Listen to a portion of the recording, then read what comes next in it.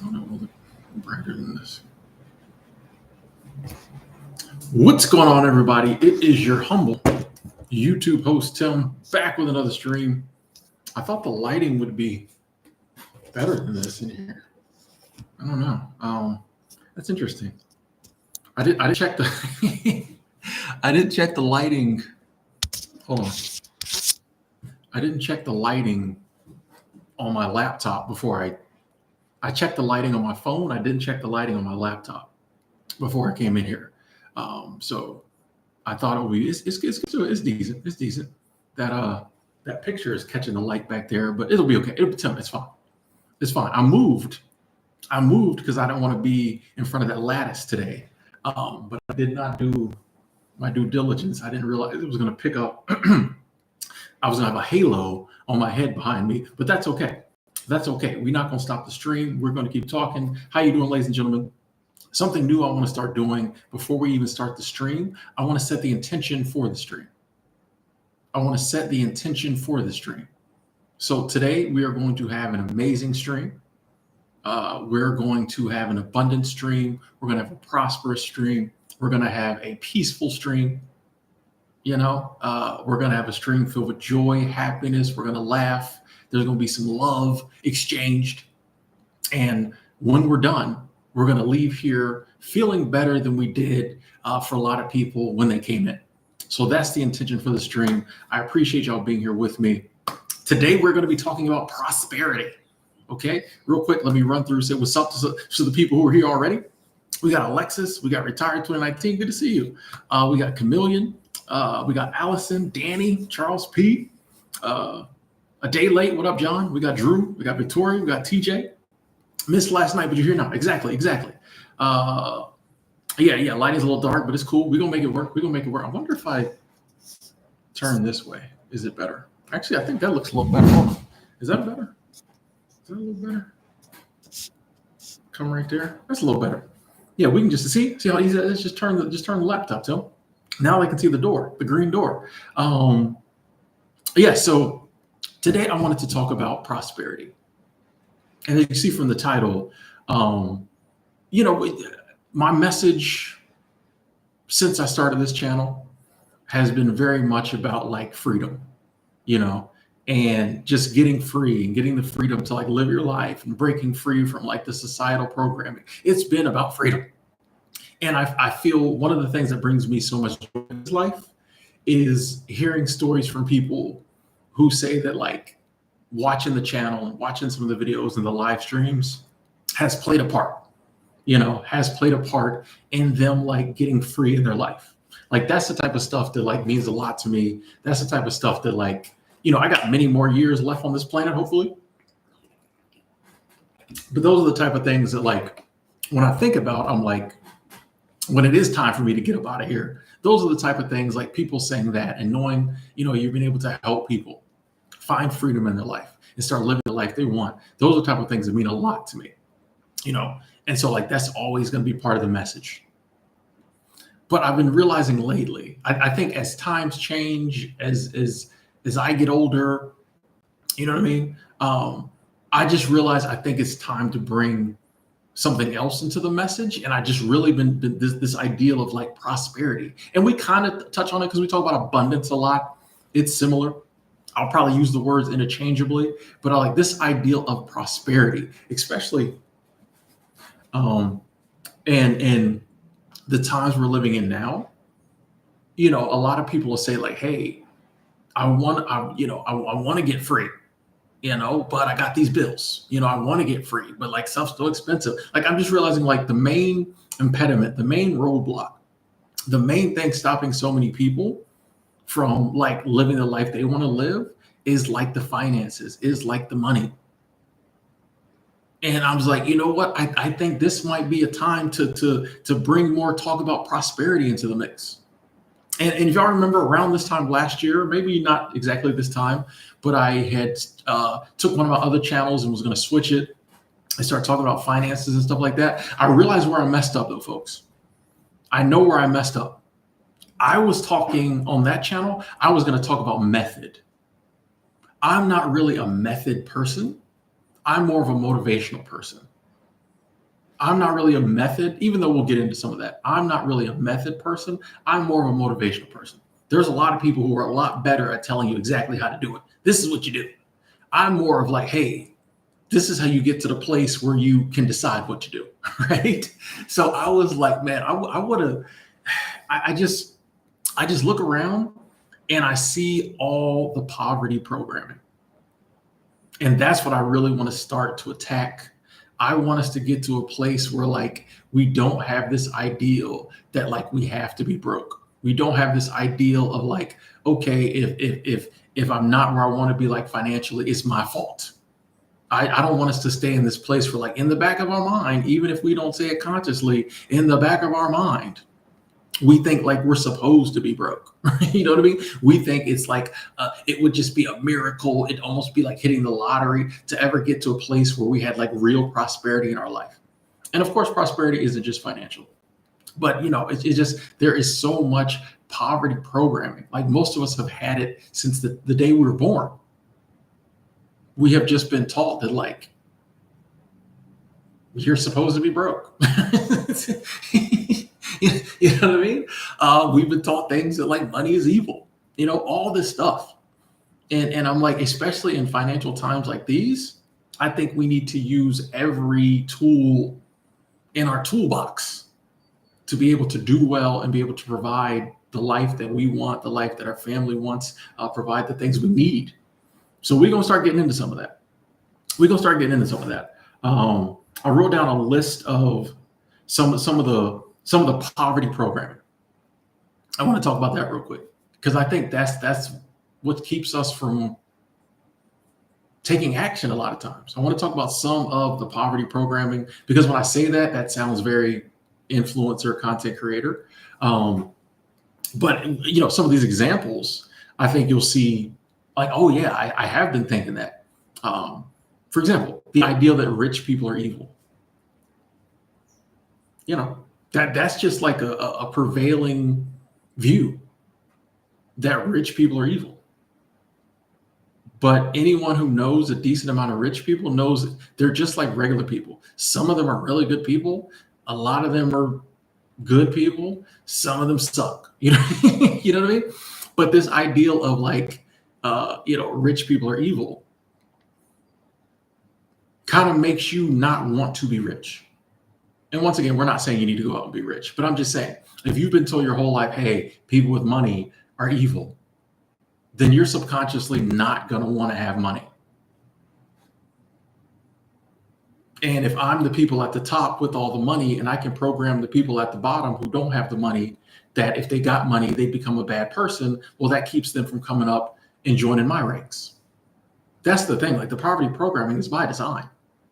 They set this stuff up. So like the people who know that it's not true, they can go out and be very prosperous. The people who don't know it's not true, you start believing that like rich people are bad or rich people are evil. And then subconsciously you're like, well, I don't want to be a bad person. I don't want to be an evil person. So like, I'll just sabotage myself to not ever be prosperous. And then we wonder why we make bad like decisions. You ever actually like, you ever find yourself in a situation where you're like, why do I keep doing this when I know it's wrong?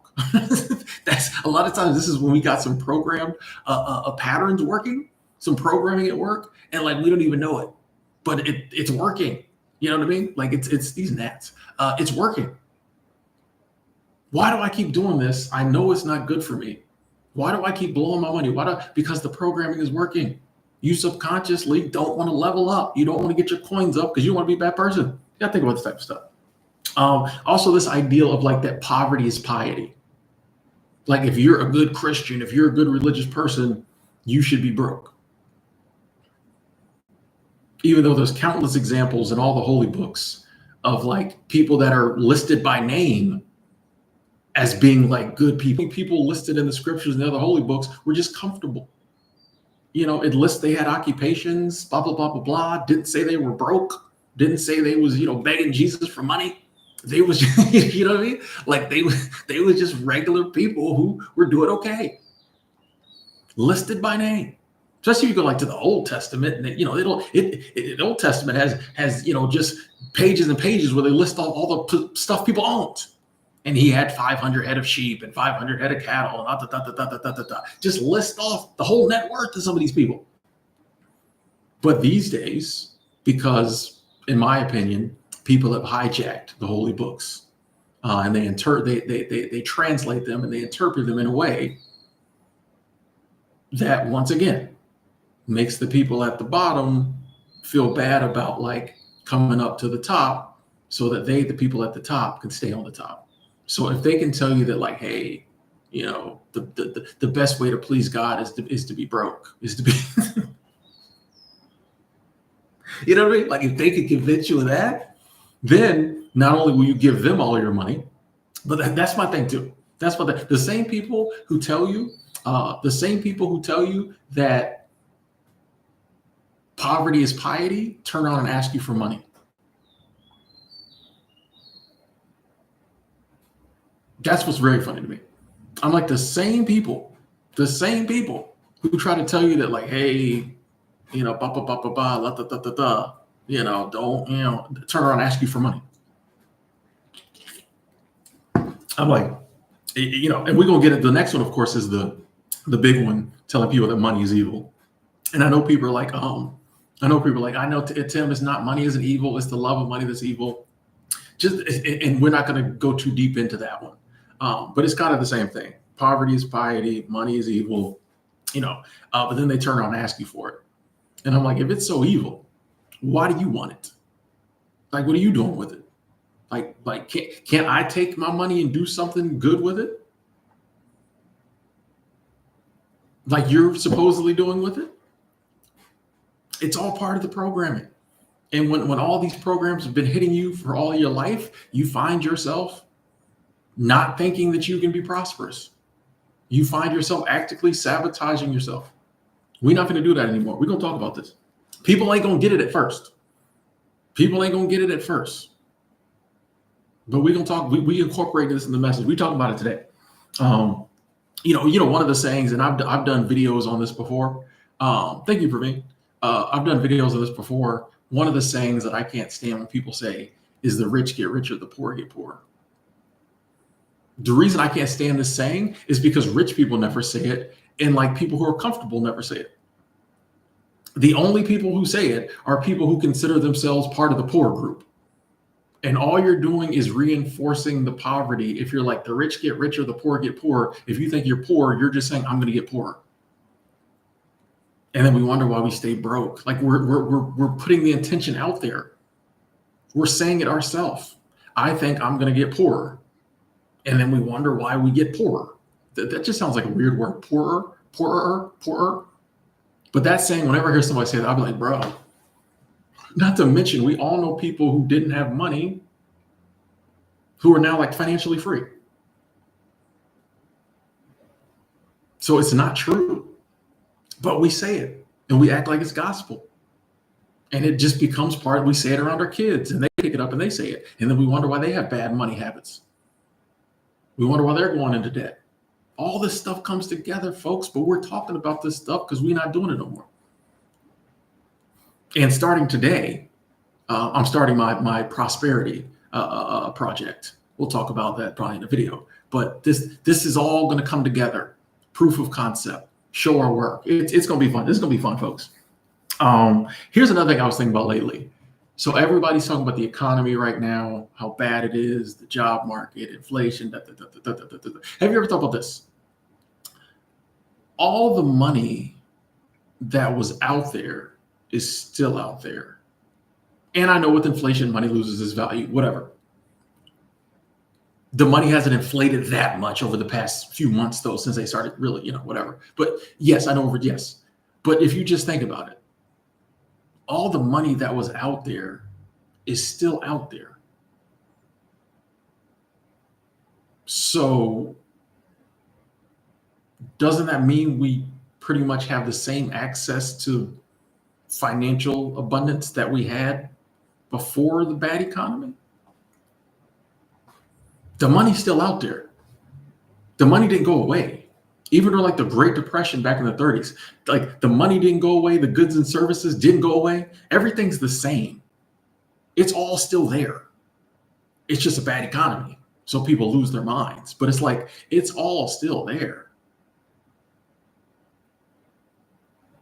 for the most part. Now, I'm not an economist, so like, I'm sure someone will be, well, actually, when but it's like, yes, there can be, money lost, value lost, and things. I get that. But for all intents and purposes, the money's still there.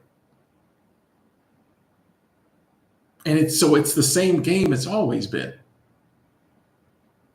I got to go out and figure out a way to make enough financial abundance to do the things I need to do, live comfortably, take care of others, boom, boom, boom. It's the same game. The game didn't change. They just ramp up the fear taxes and tactics and try to make you think like now suddenly you have the economy's bad. You're definitely going to be broke now because nobody's hiring, nobody's this, but it's still the same game. The coins is out there. If we still got billionaires, then obviously there's still plenty of money out there. So we just have to figure out a way, as we always have had to do, to get it. That's what I'm saying. Like, we don't have to be so afraid every time they want a recession, economy. It's always the same game. And that's the way like wealthy people look at it.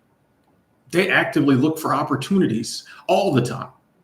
Like, they don't just stop looking for opportunities when the economy gets bad. That's when they just look for different ones. But they, the powers that be, with us and the poverty programming, they want us to think, in certain time periods, we can't do that.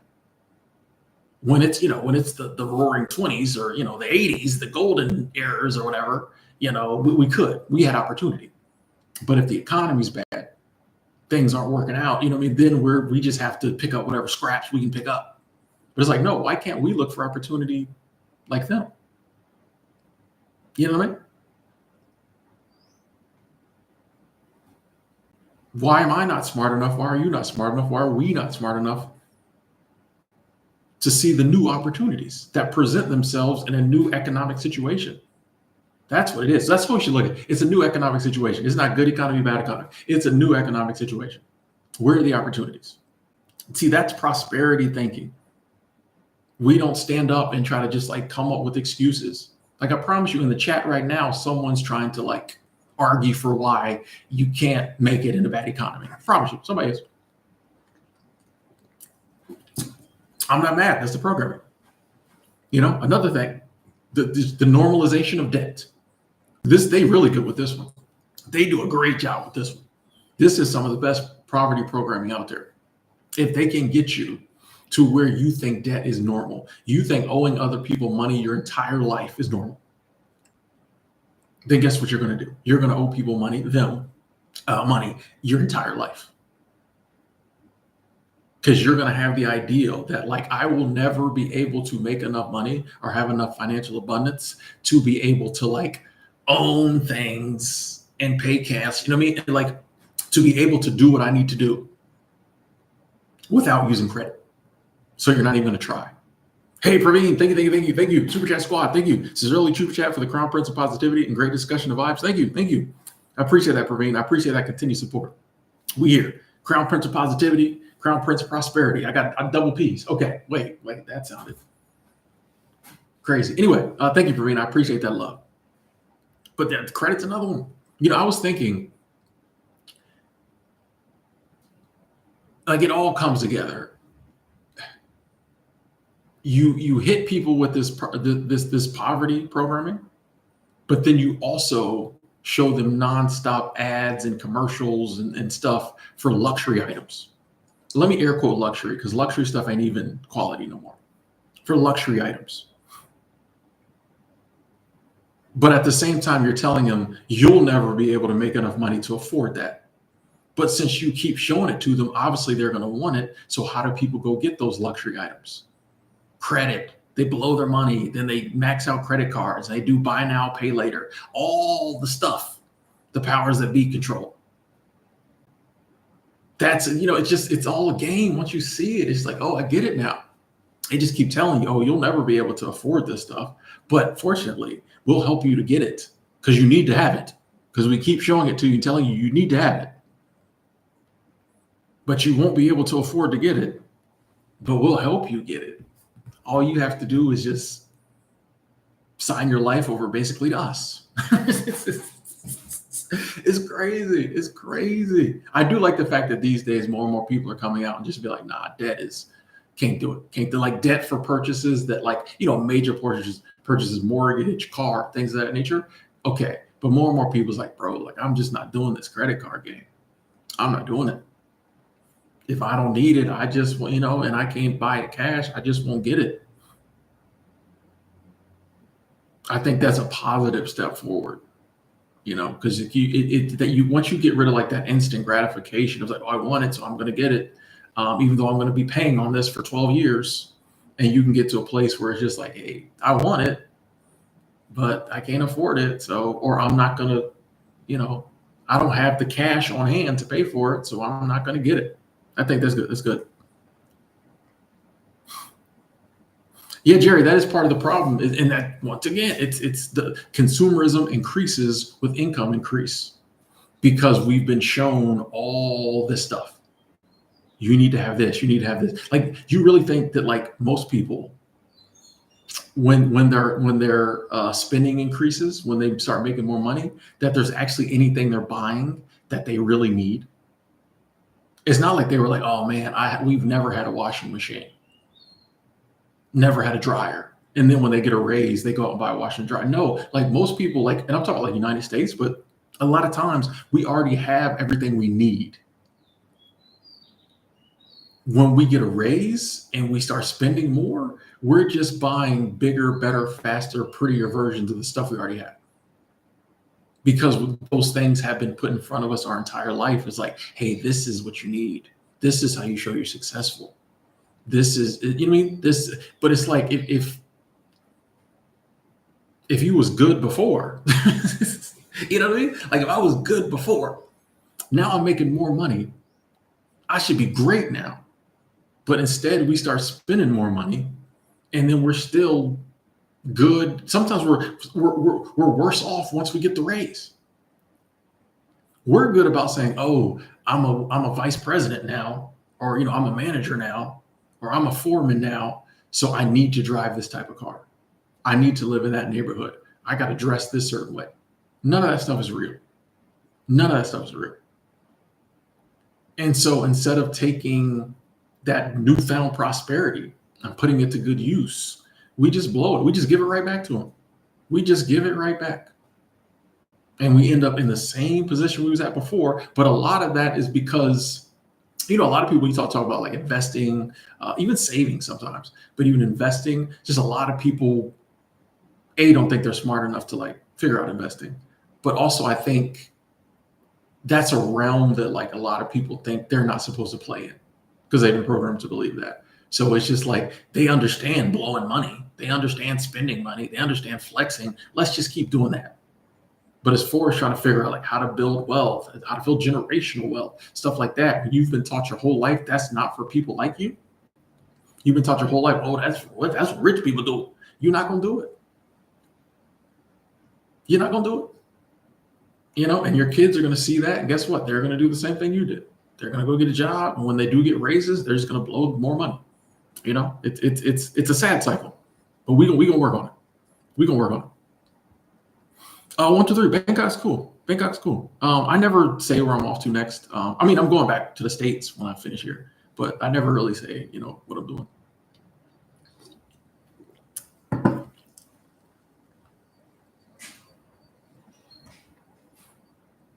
Yeah, it's Alfonso. Same amount of money. Wealth just changes hands.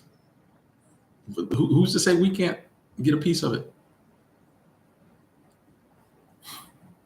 Yeah. If you don't pay attention, Jerry, and identify for yourself what your wants and needs are, yeah, you'll find yourself thinking you need something, and you like if you need it, you need it.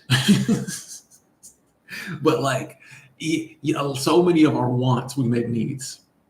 Yeah, I need to get that. No, you don't. You're okay. Mariposa, I'm not answering. I'm not going to answer a lot of Thailand questions right now. Maybe a little later. But I'm trying to just kind of stay on topic now.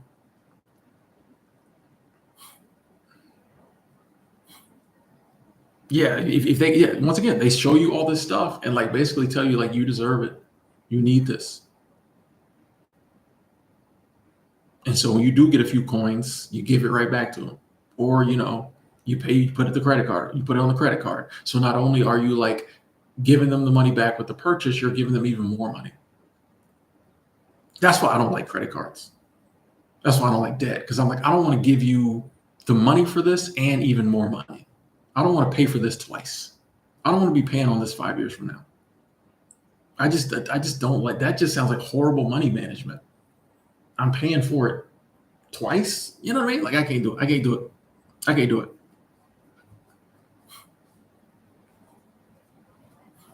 $125 robot vacuum cleaner, priceless. Yeah, are they still doing that credit? What was that, MasterCard? That priceless. That was genius marketing.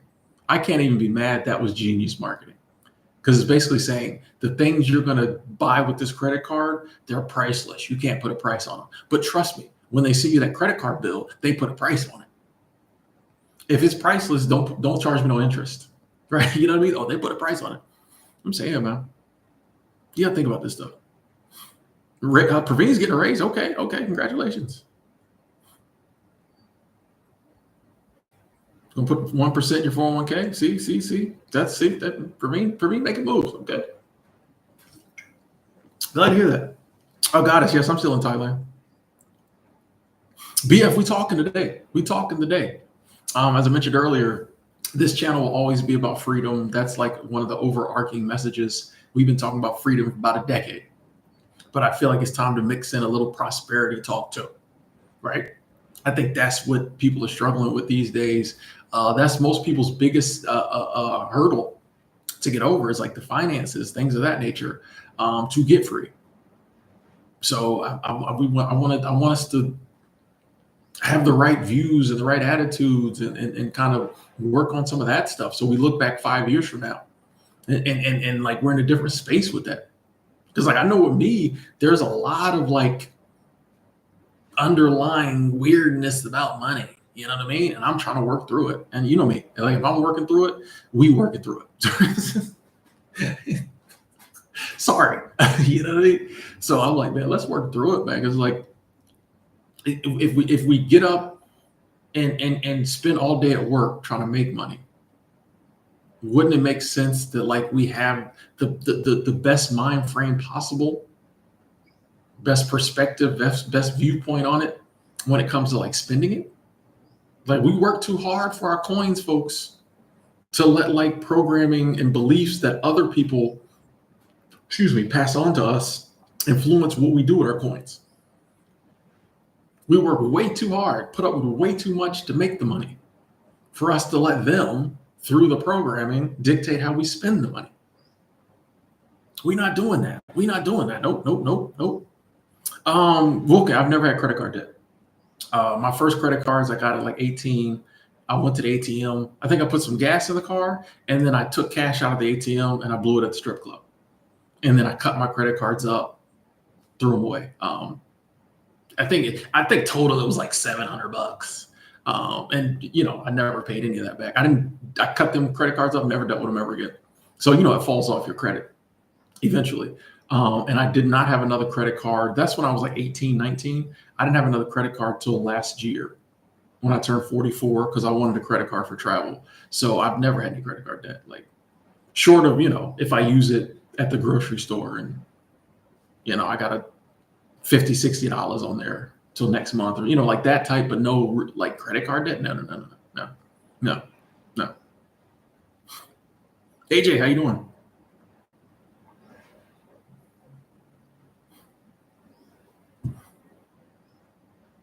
When I say coins, I mean like money. I say coins, like sometimes I say shekels, drachmas. I just like to use different terms for money. Yeah, let's work on it. Oh, Kiana, I love this. Let's talk about this one. Said, I'm taking the leftover rent money I am not paying. My previous rent was $9.95 a month. My current seasonal rent is a whopping $10 a week. Let's go. That's all I'm talking about. My mind was blown, so I'm saving all of that. Just you up. And that's smart. Because a lot of people would be like, oh man, it's gonna be best summer ever. I got about 900 to play with every month. But usually, like, man, I'm saving. I'm sure you'll play with some of it.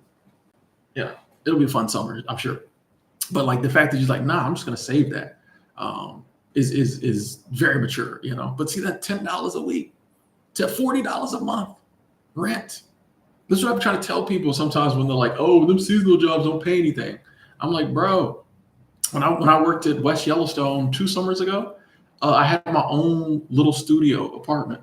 It was $65 a week for my own studio apartment. I did have to pay for Wi-Fi. That was it. I did have to pay for Wi-Fi. Even with that, it might have total been $400 or something like that for my own studio apartment, bro.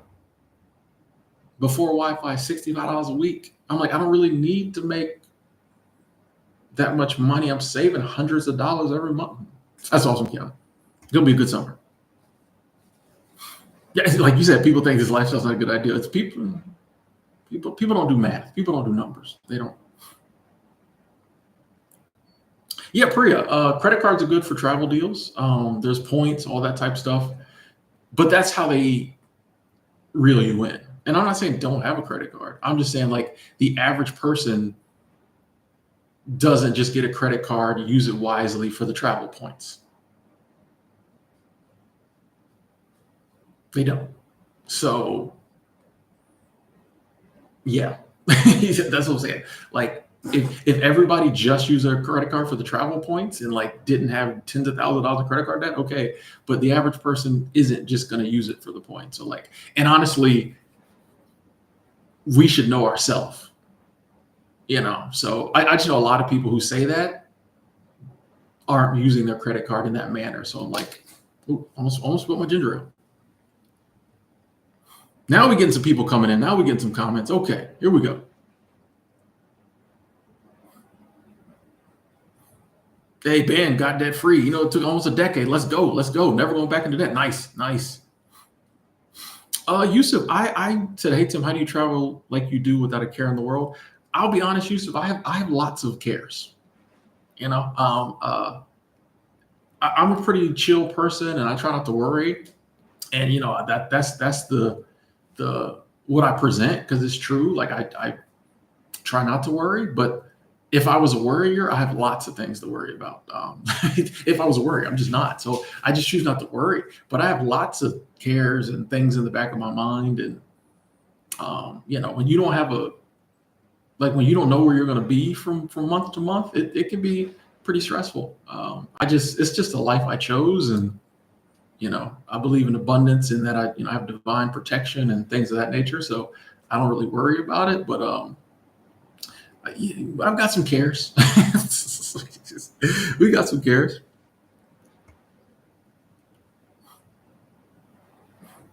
Layla, you keep your credit frozen? Okay, okay.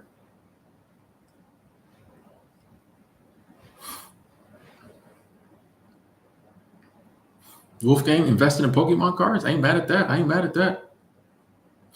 Kevin said, how do you stop the feeling that I'm not saving enough for my age? That's a really good question, Kevin. That is one of those feelings that will it's one of those never ending feelings. So I think you just have to get to the place where you come to terms with like, I'm going to save as much as I can. That's all we can do, right? All we can do if we're, trying to save for retirement or, our golden years, all we can do is save what we can save. Not to mention, we don't know what might happen in the future as far as our financial situation. So it would suck to for 20 years worry that you're not saving enough. And then year 21, you get a financial windfall and you do hit that level. So why was I worried? But even if that something like that doesn't happen, all you can do is save and prepare the best you can.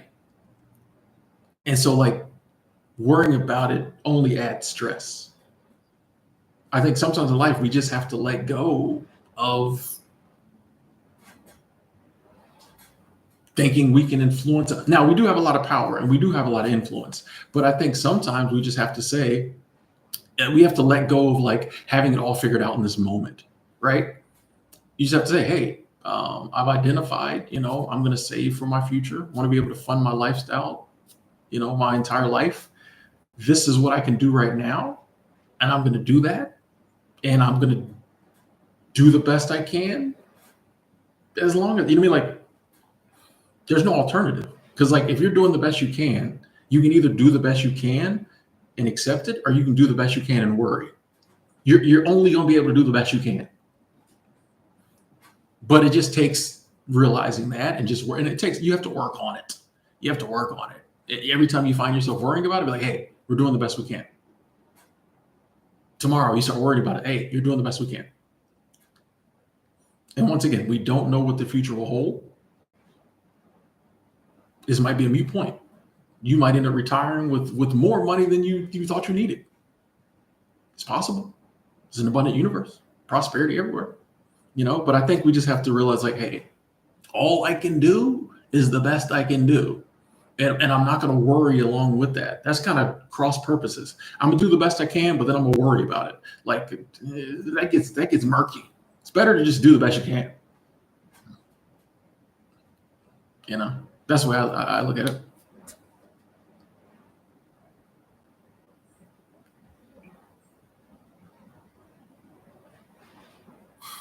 Starfish, if I decide to stay in one place, I'm not sure where I'd settle down. Whatever speaks to me. Hey, Shark, you're welcome. You're welcome. Appreciate you saying that. Well, Kiana's got a plan. Going to buy a camper for cash at the end of the season. Park it at your paid off tiny house with from your previous Colorado season. Going to be smart with my money. Man, you just stacking up and you build a little empire out here. You building a little resort out here. Okay, paid off tiny home, camper. Like, I see what you're doing. I see what's happening here, Kiana. I see you build a little campground resort out here. I see it. Alfonso said, I'm working on exchanging my money for time instead of my time for money. Let's go. Yes. Yeah, these are the type of things that, wealthy people who don't have the poverty programming, the people who see over it or have reprogrammed themselves, those are the type of sentences they say. Instead of spending like my time for money, I'm going to exchange my money for time. People be like, what does that mean? It's like, well, once you figure that out, you good. Designer Guy, I don't know if seasonal jobs are recession proof. Honestly, I don't spend a lot of time thinking about recessions and trying to recession proof stuff. Like we were saying earlier, there's opportunity always. So if I want to go to a seasonal job, I go to the seasonal job. I try not to. Whenever I make decisions based on fear, they don't seem to work out as good. So if I want to work a seasonal job, I'll just go work it, and we'll see. Whatever happens. I will say this though, no matter what happens, wealthy people are probably still going to do very well.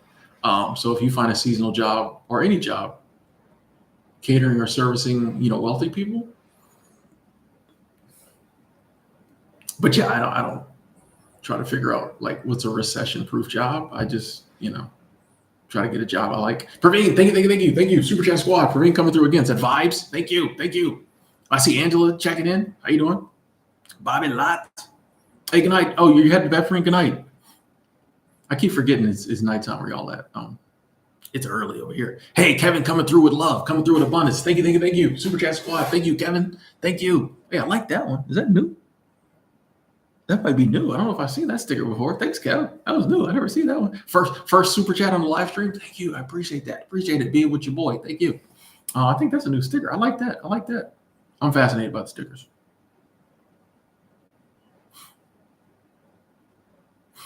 How big a part does my faith play to alleviate my fears? It does play a very big part. It's hard for me to say, like when your faith and your belief in the divine is such a big part of who you are. It's almost impossible to say, if I took that away, what would I be doing? You know what I mean? It's kind of like asking someone who's been married for 50 years, what would your life look like without your husband? They'd be like, I don't even know, bro. You know what I mean? So it's hard for me to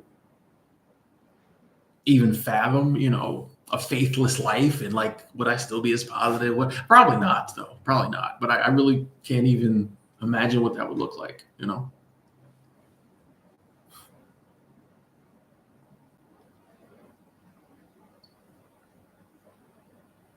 Angela driving home from work. Okay. Rebel, what up?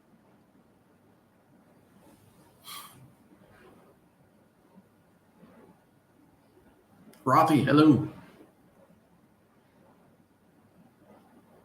Would love another show on making extra money. Here's the thing, Treasure. In order to do a show like that, I have to figure out some ways to make some extra money. I had mentioned earlier, I'm not as much a method person as a motivational person. So my job is to get people to the place where they're like, you know what? There's so much opportunity out there. I'm gonna go out and make some extra money. Then the other people pick up who like, hey, let me tell you 100 ways to make extra money. I've realized like that's not really my. And we time to time do streams and videos about that. But I feel like my job is to like help people get past the ideal that like they can't make extra money. They can't get financially free. They can't figure out a way to like start, some type of passive income on the side, something like that. That's kind of my job. Then I hand people off to the people who really, are down there in the trenches figuring out how to do it,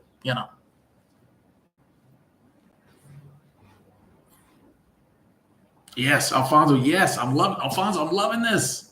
So I'm working on becoming the person who can be ready to receive the prosperity when it comes and use it to help others around me. Let's go. Let's go. You got to figure it out right there. You got to figure. I'm a big believer that a lot of times there's prosperity, there's abundance, and we just not ready to accept it. It's like if you don't believe in abundance, if you don't believe in prosperity, you're not going to be looking for it. It could walk right past you. You like, I don't know what that is, but that ain't abundance. That ain't for me. You know what I mean? Like that's what the programming does. You abundance walk right past. Somebody walk up to you with a bag full of abundance. You like, oh, that's not for me. It's like a waiter bringing food to your table, and you're like, oh, that's not my food. Walk up to you with a bag full of abundance. You're like, oh, that's not for me. That stuff doesn't happen to me. I can't. That's kind of what we're doing. But like, yeah, when you open yourself up, it's like, I know there's prosperity out there. I know there's abundance out there. They walk up with that bag. You like, before it's not even yours. You like, you know what I mean? And then, yeah, I think generosity is one of the biggest ways to, and you don't do it for this reason. It's just a byproduct of it. I've experienced that like, yeah, generosity is, if you want to keep money flowing in, some of it that flows in, you let flow right back out to people who could use it. And you'll just see the cycle of it,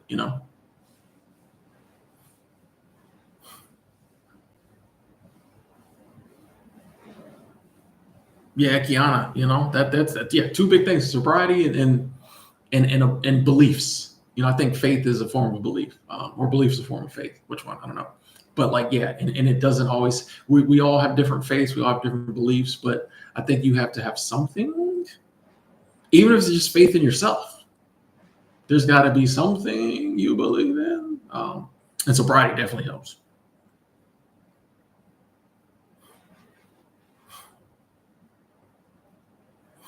Yeah, rice and beans. That's a good question. So where do I draw the line in life between refusing to settle down, even if it means going down with the ship, versus swallowing my pride and doing something that doesn't align with my desires out of necessity? I don't know if anyone can tell you where exactly to draw the line. I'll say this for me. I usually know when it's time. Now, if it's something that just like totally doesn't align with my moral code or something like that, we're not doing it. But if it's like maybe sometimes like something I really don't want to do, I'll usually know when I need to do it. And I'm very stubborn up until that point. You know what I mean? I'm like, nah, we gonna run this thing out. But if I find myself at a point where I'm like, ooh, like, yeah, this is getting a little, and it's definitely just like pride or ego, kind of like, you know what I mean? I usually know on that. It's like, okay, Tim, it's time to, maybe swallow that pride and like buckle down, do what we got to do. But it's just like, I think too, as soon as that situation's over, whether you stay in that situation, like if it's like, okay, man, I got to do this for a while because I got to get back right. As soon as you get back right, you're going to be wanting to jump out and get back to doing what you want to do. I think that's how you know you were doing it for the right reason. If you get back right and you still stay in that situation you don't want to be in, yeah. But you know what I mean? I think, yeah. Sometimes in life, the path to where you're trying to go might take you through some neighborhoods you don't want to be in. Right? We all been on the train, we all been on the interstate, the highway, whatever. The path to where we're trying to go, it will take you through some neighborhoods you don't want to be in. But as long as you stay on that path, you get up out of there. The problem is a lot of times people stop in those neighborhoods and they never get back. When life takes them through certain places, they just stay there and they kind of lose that. This is what I'm trying to do in life. But I'm firm believers like, hey, as long as I just stay on the road, even if it means I gotta, have some ups and downs and take some detours, if I just stay on that path, I'm still ultimately going to achieve my goal. I'm still ultimately living my best life, even if there's some not so best lifetimes. Hey, Edward, first time commenting. Oh, nice. Thank you. Thank you. To enjoy the content and have your mentality. I learned to see material possessions as a representation of how much hours of work would be required to have access to it. Yeah, some of it ain't worth it. When somebody's trying to get you to buy a $400 purse, you're like, how long I have to work for that $400? Not worth it. Sometimes it ain't worth it.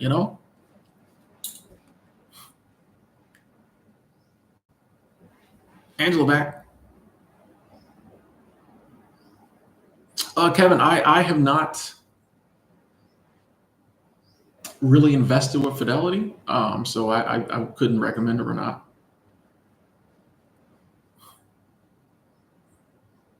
We're supposed to get a stimulus check? Oh, I didn't know about that. These days, I never know. If I open up the mailbox and there's a check in there, cool. If not, I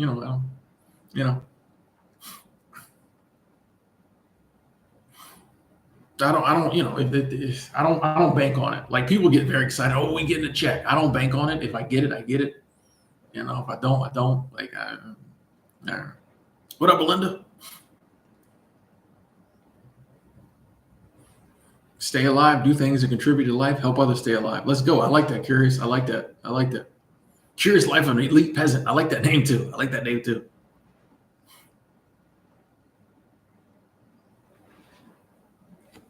That's a good point, Alfonso. Yeah, if you add value, I actually literally wrote that down in my notes. I was listening to the audiobook this morning.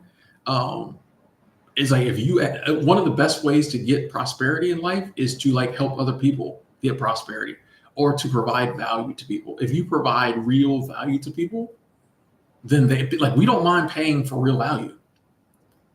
The problem is we live in a world where so many people, it's not about providing value. It's about getting as much money out of other people as possible, which actually is great for those of us who don't mind providing value because it will be so foreign to people that they'll gravitate. If you got a business and y'all still do customer service, if people can call you and ask you a question, you do the job you say you were going to do, people will gravitate towards that. You'll have more business that, once the word gets out, you might have more business you can deal with because nobody else does it. Right. So as much as it kind of sucks sometimes to live currently in a society where things are a little, it's good for those of us who are still doing things the right way because there's less competition, right? Because people are like, oh man, this is different,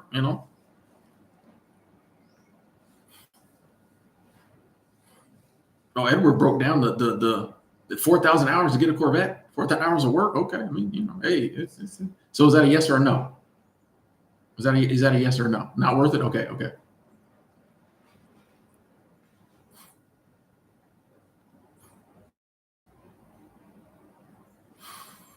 Yeah, Wizard. I don't understand when people hoard money either. Once you get decent savings, decent investments, the ideal of just getting more and more and more and more of it. I don't know.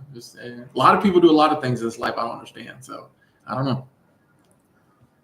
And there are a lot of wealthy people that we talk about their net worth and it seems crazy. A lot of times they are putting that money to use. For example, they always talk about Warren Buffett's net worth. Warren Buffett is usually typically doing something with his money. It seems like it's just $3 billion, but he's doing stuff with his money. So I think a lot of wealthy people are. It doesn't seem that way when we just talk about the net worth, but a lot of them aren't sitting on, $100 million. But I don't know.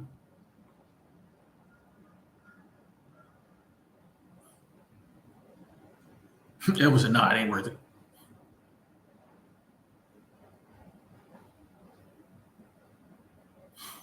I don't know, Wizard. If I totally, I think the purpose of business depends on the person starting the business. So I think some people go into business just to make money, and that's okay. I think some people go into business, to your point, to fulfill a need in society. And if they can make a living off of it, that's great too. Some people go into business because they just love doing something and they're like, hey, if I can make my living off of it, that's cool too. But some people just go into business just to make money. That doesn't mean that's wrong. There's nothing wrong with that. If someone's like, I really don't like plumbing houses, but I know how to do it, so I'm open a plumbing business just to make money doing it.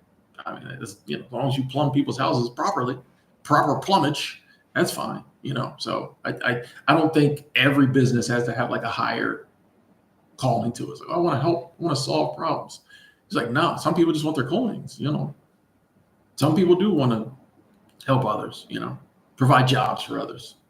But yeah, I think some people just want to make their money. Exactly, treasure. That's another thing. When money's not in your hand, it spends a lot quicker. That's why I like getting cash. Because it hurts when I spend a $50 bill. I give the cashier, well, when I put a $50 bill in the self checkout, and I get back like $3, oh, that hurts. I'd be looking at my bag like, what did I get, bro? Like, but yeah, when you just like half the time when I use my debit card, I don't even remember the price. Like if I know I got money on my debit card and I go, buy lunch or something, I don't even look at the price half the time. Like I might have done the math in my head when I was picking stuff off the shelf, but like I'll get out the store, like, how much did that cost? I'm like, that's crazy, Tim. That's crazy. You've been learning from Myron Golden, Alfonso. Okay. Johnny, what up? You said, oh, ignore the question mark. Okay. Hey, I appreciate you saying that. Wish you the best. Thank you. Hedro made it to Cedar Grove Lodge at Kings Canyon National Park, working mid-October in housekeeping. Let's go. Shout out to all the housekeepers out there. Hey, it's hard work, but I know you gonna crush it. Okay, what is that? Kings Canyon National Park. Cool. Cedar Grove Lodge. Have fun. I'm glad you made it safely.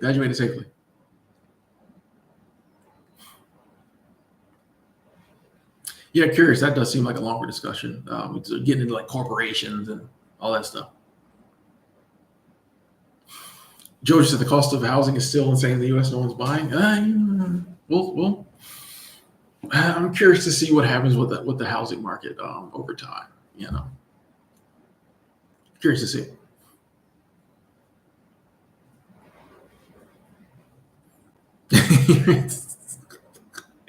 Remind yourself it's gonna hurt when you use them cards. Yeah, man.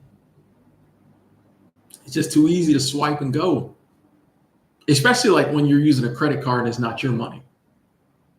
Debit card is still my money. Credit card is not even your money. Like it's very easy to blow it then. You only got to pay $63 at the end of the month. You can just swipe it all month. That's how they get you.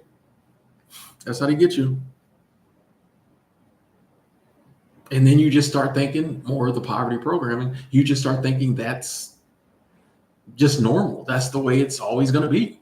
So you don't try to make changes. By the way, folks, I appreciate y'all hitting the like button. We'll see if we can get to 100 likes here. Oh, what did I kick? Oh, yeah, Angela, I changed the background. I switched up. We're in the other room, not the bedroom portion. I just wasn't liking that energy. Oh, Bruce Collins, thank you, Bruce C, what up? That you are a source of inspiration, encouragement. Thank you. You're welcome. Gave up a lot of hobbies to take care of my mom who had dementia. Now retiring at 57, moving out of expensive California. Go finish that novel in Arizona. God bless. Yes, glad to hear that. And shout out to you for doing what you had to do for family. Like you said, you had to put a lot of hobbies on hold. Shout out to anybody. Shout out to you for people who stand up and do the right thing when family needs them. That's so commendable. That's what life's about right there. So shout out to you. But now you're about to go write that novel. Let's do it. The Great American Novel, written in Arizona, getting out of expensive California. I don't see how people do California. So yeah, I respect that. I respect that. And thank you so much for the abundance, Bruce. I really appreciate that. Thank you. Thank you. And for the update. Keep us updated on the novel. We gonna ask. Yo, bros, what up with that buck? Just like people ask me. So thank you. Mike, I haven't got any food yet today. I went down to the 7-Eleven and got me a ginger ale. It was so funny. I was coming out of the 7-Eleven yesterday, and the girl who works there was like, they have like 12 people who work in this little bitty 7-Eleven.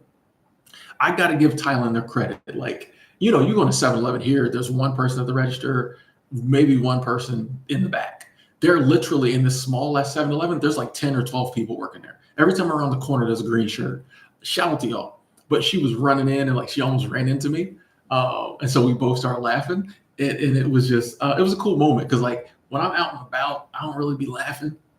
And then like somebody else saw me laughing and I don't know, it's weird. Like people don't pay me any attention, but I do feel like,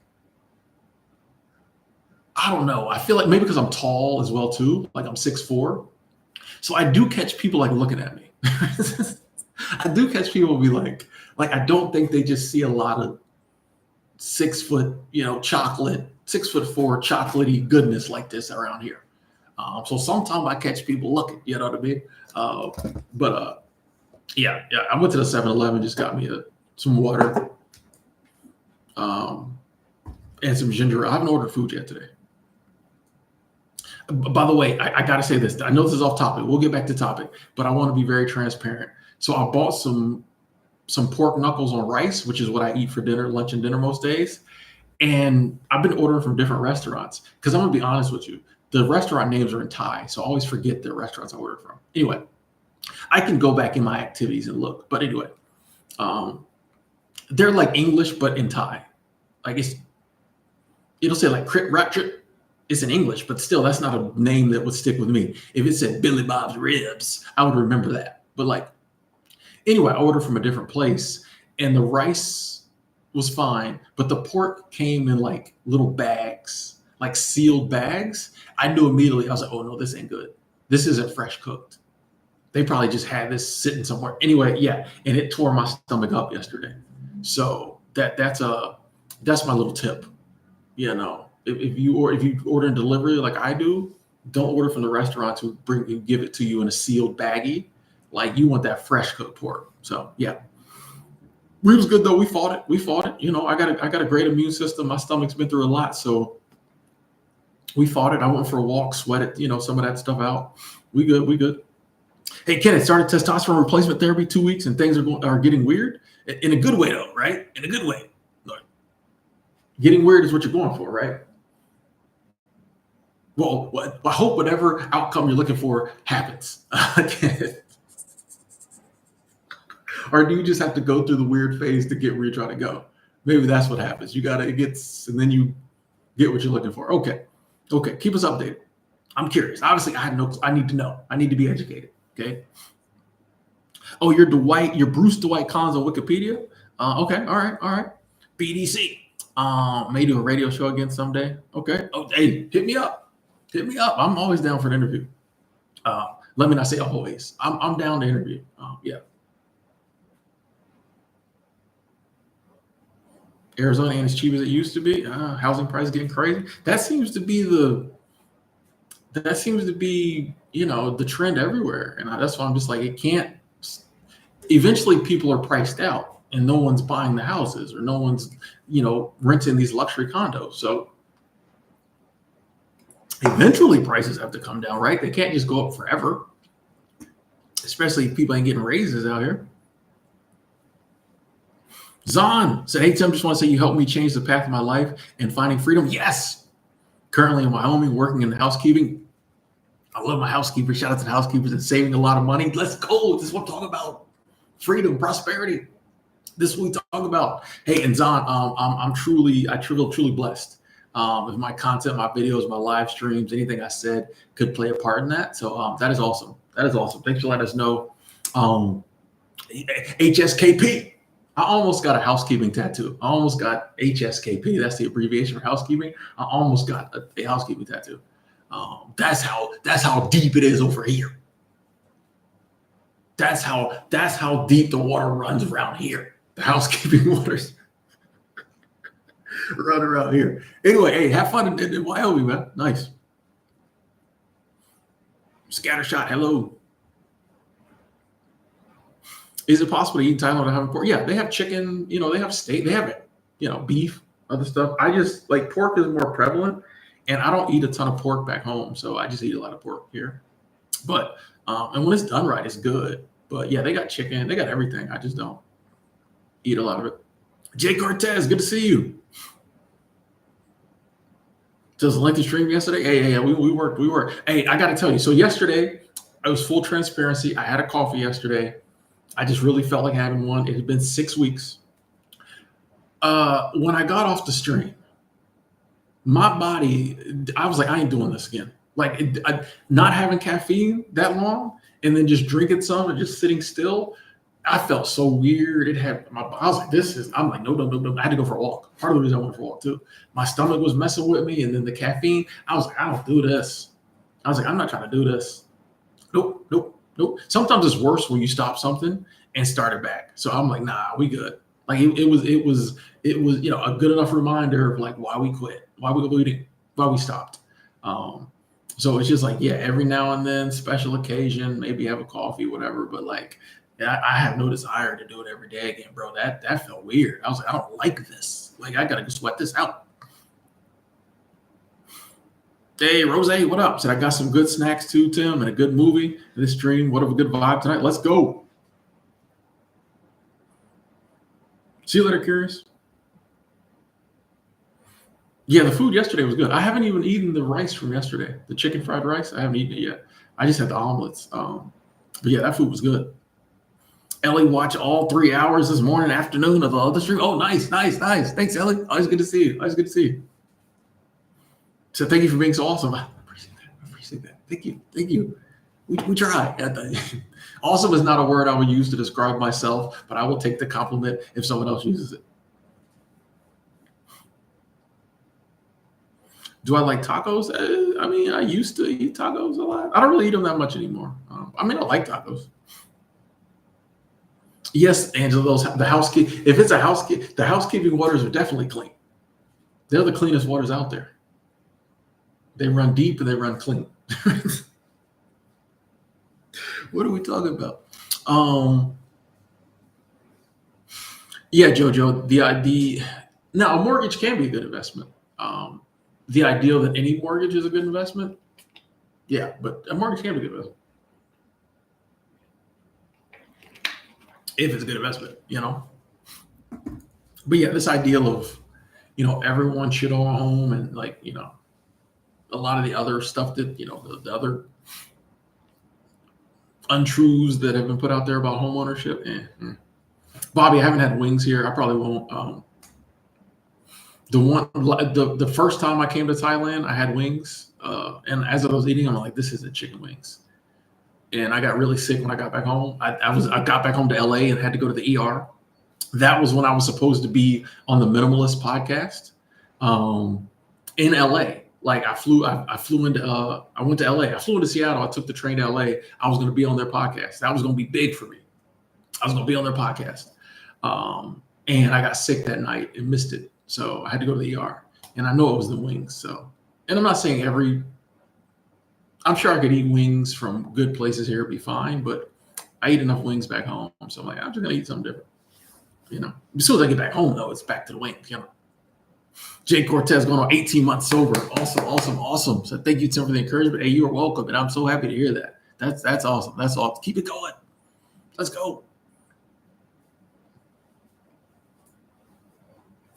And shout out to Rothy, taking care of moms when she needed it. Sorry to hear about her passing, but like once again, respect to anyone who does that. Vera, how you doing? A lot of live streaming lately. Glad you're enjoying it, Greg. Glad you're enjoying it. That counteracts the. And I don't get a lot of them, but occasionally get those comments from people like, "I'm not watching 3 hour videos, Timothy." I'm like, oh, it just, I don't know. It just sometimes it's funny to me what people feel the need to share. I'm like, if you're not watching it, just don't watch it. Newsflash: most of my subscribers don't watch it. My live streams average about 3,000 views. I have 189,000 subscribers. Most of people don't watch it, right? Right? So I'm just like, what are we doing here? But I don't know. So I appreciate when someone's like, I enjoy the streams. I appreciate that. Thank you. Would I live inside a hobbit hole? No. Main reason being, I don't know what that means. No, I wouldn't live in a hobbit hole. Yeah, man. The ER in LA. And like, there was just a weird. So I was on the train coming from Seattle to LA. I was gonna, I had a nice hotel booked. Um, was gonna get into LA. Nice. The hotel was right by like where their studio is, so that's a nice area. Um, get up in the morning, go do the stream, and I was on the train, and one of the few times you get signal. Uh, I happened to look. The train got behind schedule, so we were gonna get in at like midnight. We were supposed to get in at like 6 or something, but like we were gonna get in like midnight. I happened to look in the hotel I booked. They said their front desk closed at 11 p.m. So I called. I'm like, is this like? I'm like, do people actually close their front desk? And they're like, yeah, we don't have anyone there after 11 p.m. So I had to cancel that hotel because we were getting in at like midnight. They're like, won't be nobody here. And so I ended up having to book like this seedy Super 8 that smelled like cigarettes and all kinds of other substances. So it was just like, part of me wonders if that didn't, add to the sickness, and between the pigeon wings and the crack smoke, or whatever was in the like all of it, I just got super sick. So like, and then like the paramedics, like I had the paramedics had to take the hospital. I don't know where the ER is in LA, and I'm not taking the bus. They had to come take me, and so they're thinking it's excuse me, I don't know what's up with my nose. They're thinking it's drugs because I'm at the druggy Super 8. You know what I mean? They keep asking me all these questions that like they're thinking, is he overdosing? Is it? And I'm like, no, like it's just something I ate, like my stomach. I'm like, bro, I'm not like. I think one time I like said something because they, like when someone's not dealing with you in the manner that they would be as just a normal citizen. And I'm not saying it's right. Everyone should get the same treatment, but when people are just like whatever. Because I'm just like, nah, I think that's something I ate. He said, oh, it's something you ate. I'm like, bro, I'm not a junkie. I'm like, I'm genuinely sick. I'm like, I don't even live around here, bro. Like, I was like, just get me to the hospital. Like you. And I think he kind of then was like, oh, okay, man. Like, and I think when we got to the hospital and they had checked me in, I feel like his attitude changed a little bit. I'm trying to remember what exactly happened, but near the end, his attitude changed. But like in the first, yeah, I think he was just another, somebody, whatever. Maybe not even overdose, but just drug sick, dope sick, or whatever. But I'm like, bro, like, watch your mouth. You know what I mean? And then they just a big city. They just throw you in a big room with a curtain. It was not a good experience. But we got through it. Got back safely to the hotel. Nobody had stolen my stuff, so we got through it. But yeah, that whole trip was, yeah, and that was one of the reasons I was like, you know what, I'm very particular. Part of the reason I be at these seasonal jobs up in the woods in these remote locations is like, when I'm in Estes Park, the hospital there is amazing. You know what I mean? It's just like, I like to be in areas where, like when I'm in Bozeman, the hospital there is amazing. They treat you like a human being. I don't like to be in areas where, yeah, the standard just isn't, you don't get treated well. FR, I'm good. I'm good.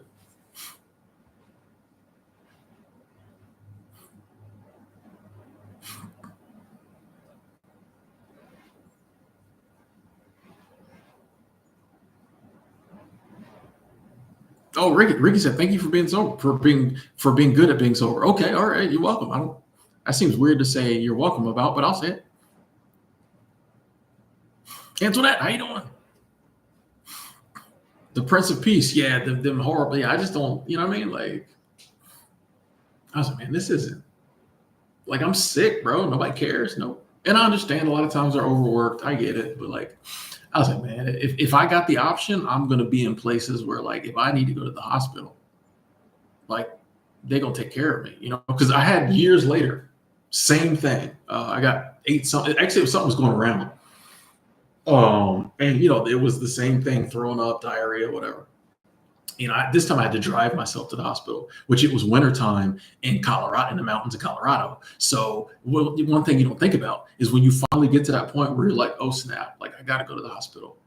You got to let the car warm up. Like that was the worst part. That like 5 minutes let my Jeep warm up. That was the worst. Like, cause you're just like, oh, I just want to get to the hospital. Like, no, but the car won't drive because it's, you know, 10 degrees out of here. So that was the worst. But you know, went there like 2 a.m. and got right in, took care of me. Boom, boom, boom, boom, boom. Like it was no problem, man. Like, yeah. Faraj, how you doing? Whoa, whoa, whoa. We're not using the R word. Humble Queen, hello. Wizard. When I get sick of clothes, I usually just throw them away. I feel like if I've gotten my money's worth, it's okay. If you've ever been to one, and a lot of times I think people are more likely to pull it out the dumpster than, you know, going to the Goodwill to get it. Right. I think the people that need clothes the most are probably more likely to pull it out of the dumpster than buying it at Goodwill. So I'll just throw it away. Especially if I'm in an area like, you know, I had some clothes that when I was just in Denver, I had like one of those plastic grocery bags full of clothes. And I just went by you. I literally rode to the train. I took the light rail to Union Station, downtown Denver. And there was a trash can like right in front of Union Station, right up to the corner. And I saw like homeless people digging in it. And so I just put it in there because I'm like, I know they'll get it. So yeah, I just kind of throw them away. And yeah, just buy something new.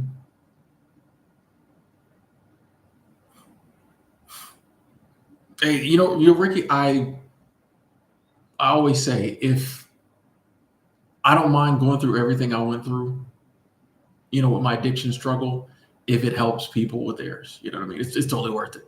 And I went through a lot, but it's worth it. It's worth not as much as some people, but you know, some people had it way worse than me. But if it can help somebody, it's worth it. It's worth it.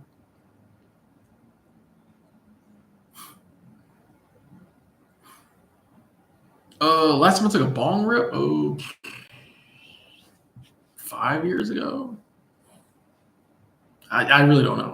It's been so long. I always sucked at bongs. I always screwed it up. Always water would spit out. Yeah. It's probably been like 5 years. Yeah, actually no, it was probably 2019. It was probably when I first got back to Big Sky in 2019. It was probably then.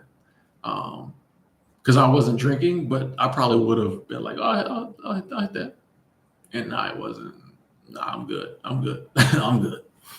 I'm good.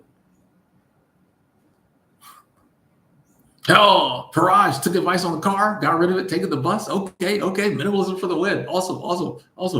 How's that bus treating you? Wizard, one of the reasons I haven't started writing a book is because I don't know what the topic would be. It almost certainly won't be about addiction. Just because I'm not in that space enough these days to write a whole book about it. And honestly, I don't know what I'd say in the book, but I haven't decided what the book would be about yet. We just hit 100 likes. Thank you. 100 likes. Yes. Thank you.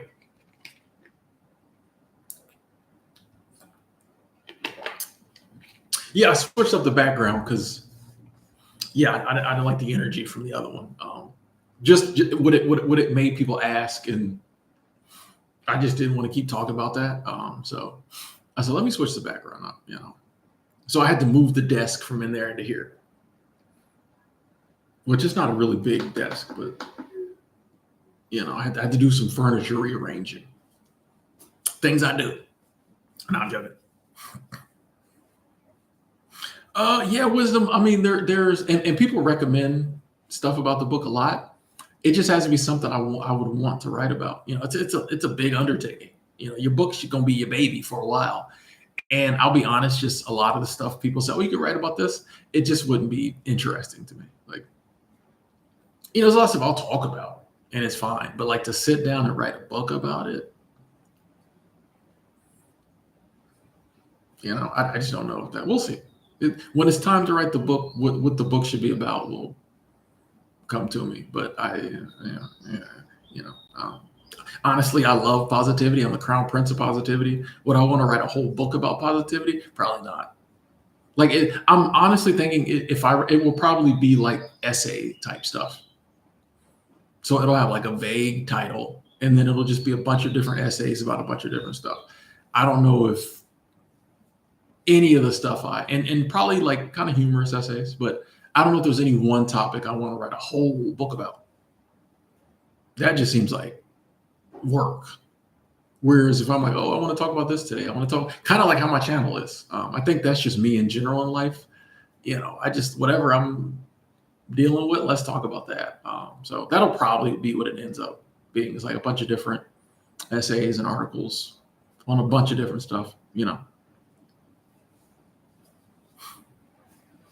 Hey, for us, I'd rather save that money. It's not too bad.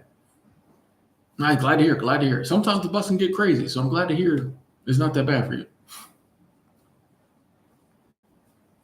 A minimalism book is a contradiction. I don't think I could write a whole book on minimalism. There's nothing to say. Like, you know what I mean? Like like you can do that in a chapter, right? Like, Mike, I never say how long I'm gonna be places. I just be places till I'm somewhere else. I'm aware that's grammatically incorrect. I like saying be places. I just be places, and then you look up, I be some other places. Y'all know. So,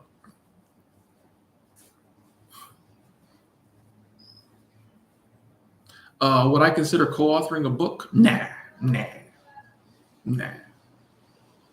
I'm good. That's cool. Good to hear you call it the military book. Oh, nice. It's just y'all know me. I'm a really hardcore one-man show, and that's not for any reason other than like I'm just most comfortable with me. So once again, if I write a book, I want to write a book.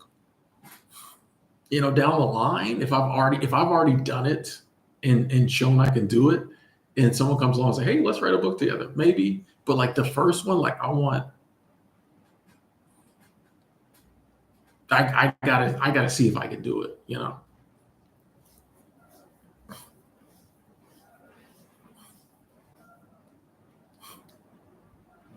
Oh, Angela, yeah, that boardwalk was nice. That boardwalk was cool. And I was there on a Sunday, and it also happened to be Coronation Day, which is like a national holiday. That's why it was not packed at all, because I went back like the next day, and it wasn't super packed, but there was way more people. I was like, oh, okay. Yeah, that was a nice spot. It was cool because I peeped it out on Google Maps. I was in Street View and I was going around. I'm like, wait a second. There's a walkway. I'm always looking for river walks and trails. I'm like, there's a walkway right there. So yeah. I was proud of that. I was proud of myself. Have I ever thought of my channel as my ultimate body of work? Like if you choose to leave your videos up, you're creating a profound video library of meaningful topics. I've never thought of it as my ultimate body of work. But yeah, I've thought that like, hey, as long as YouTube's around, this stuff will be around, and if people want to, it could be 50 years from now, people could be watching this stuff. So I've thought of that. Yeah. I would love Starfish to get a seasonal job at Disney World or like any amusement park. I would love to like work at Busch Gardens.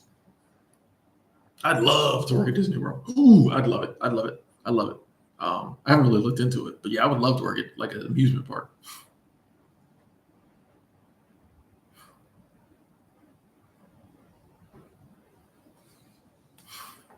Oh, you're saying maybe this is the book, kind of. I mean, maybe. I guess I would like to write a book. I won't be mad if I don't, though. There's some things I'm like, yeah, I really want to do that. Like, I would like to write a book. That would be cool. I've always wanted to write a book. If I don't, I won't be mad though. Like it's on the list. It ain't on the bucket list. Seeing Caitlin Clark in person is on the bucket list. Writing a book, it's just on the list. You know, Kevin checking in, Kevin H. There's really no pressure. We talk about it, but there's really no pressure about writing a book. Like I know it'll be fine. if it's meant to be, when it's time for it to be, I don't know. It's kind of my views on life in general. It's like when it's time to, it's time to. You enjoyed my video 7 days ago, The Art of Living? I don't think I did a video called The Art of Living 7 days ago. Did I? You sure that was me, Bobby? I don't know if I did a video called The Art of Living. Disneyland. Ugh. Well, see, the problem is I'm from Florida, so I'm Team Disney World. Disneyland is so I don't even know if the Floridian in me could work at Disneyland. But also Knott's Berry Farm is always hiring seasonal jobs. Okay, I don't know. What is that? I gotta Google that.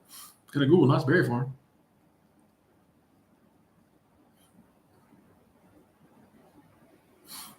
Disneyland gives free tickets to all their employees, even the part-timers. Well, aren't you already in the park? Do you need a free ticket if you work there? Can't you just show your badge? Like, you work there, so aren't you already there? You just tiptoe over to Epcot and ride the rides? Like, can't you just show your badge? Do you need a free ticket? I'm confused.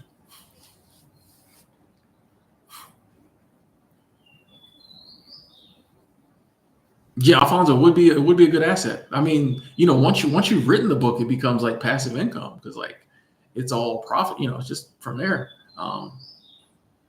Yeah, if it's time, it's time.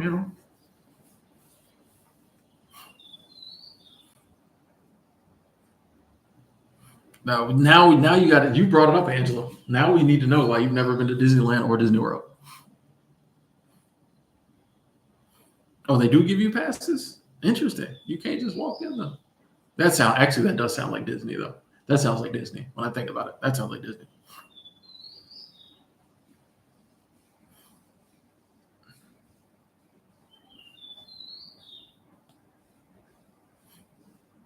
Last time we went to Disney Electronic, it was the day after the Main Street Parade ended. There was nobody there. We got to ride the rides nonstop. Didn't have to get off.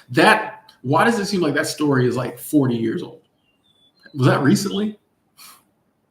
I find it hard to believe that anytime at Disney, I know at Disney World, it don't matter what happens. There ain't gonna be no day that you just get to ride the rides nonstop. Maybe it's different at Disneyland.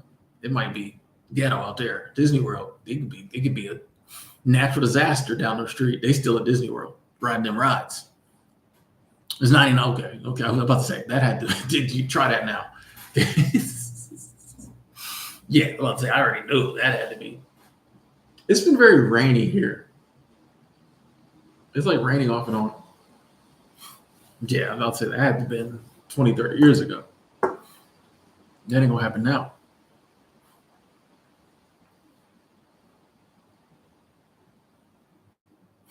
Hey, Bella Cota, I'm sorry to hear that. I'm so sorry to hear that.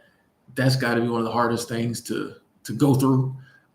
Is betrayal twice in a row. So I'm sorry to hear that, but we're definitely here for you. We're definitely here for you. If you want to go into that, talk about it, we're definitely here for you. People in the chat, I know they got you. Kenneth took off work at a hotel for a concert that got canceled. Sorry to hear that. I just don't know if a place called Knott's Berry Farm. It sounds a little zesty. I don't know, bro. Oh, we lost Art of Living. Oh. Actually, okay, you're right. I did. Okay, you're right. You're right. Okay, yeah. You're right. I was like, wait a second, Art of Living. But I was thinking it was called The Art of Living. But we've lost the Art of Living. Yes, you're right. You're right, Bobby. You're right. Yeah, see, I'd be forgetting. I mean, I do a lot of content, written that way. It makes sense. Yes, you're right. You're right, Bobby. Glad you liked the video. Bella Coder, yes. I think we've all had our hearts broken. We've all had relationships end when we didn't want to. I shouldn't say we all, but I have. Had relationships end, had people. You find out they've been unfaithful. Yeah. Honestly, I got through it. I think the way we all get through it is it just takes time. Like it's not. I wish there was a better answer. It's just kind of one of those things that, like, sadly, when we put our heart out there and it doesn't work out, it hurts, and it just takes time for that pain to lessen. But yeah, I've been curled up on the floor, fetal position, crying my eyes out. You can ask my old roommate; he'll tell you. Tim didn't come out that room for. It was quiet in the house, other than me whimpering. But it'd be that way. But and I know that answer doesn't make it easier, but it's just if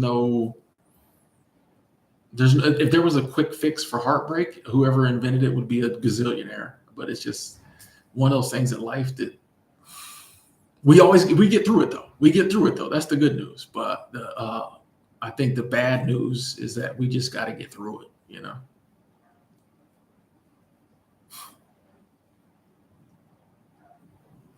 Nicole, how's it going? Good to see you. Soulful Traveler Magazine. I like that.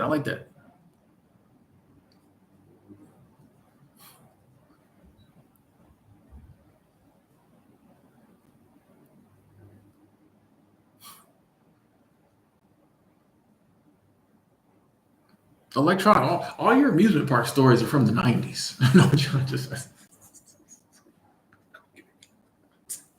All your amusement park stories from the 90s. I feel you.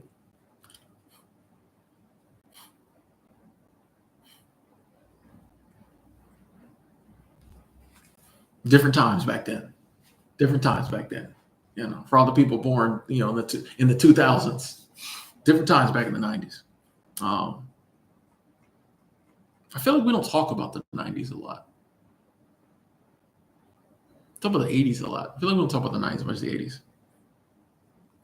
That's a good point. I don't know. Do 50-year-olds go to amusement parks? I don't know. I don't know what people. I'm 45. I don't really know what people my age do.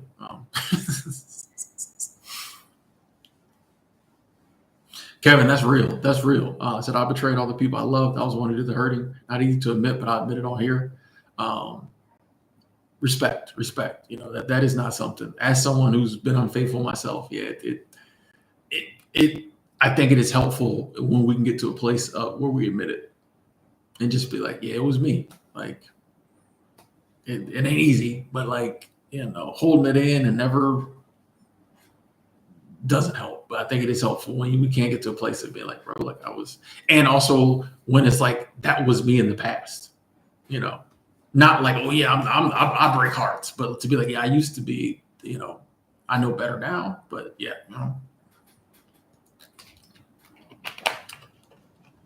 Hey, working on starting the magazine, Nicole. Nice.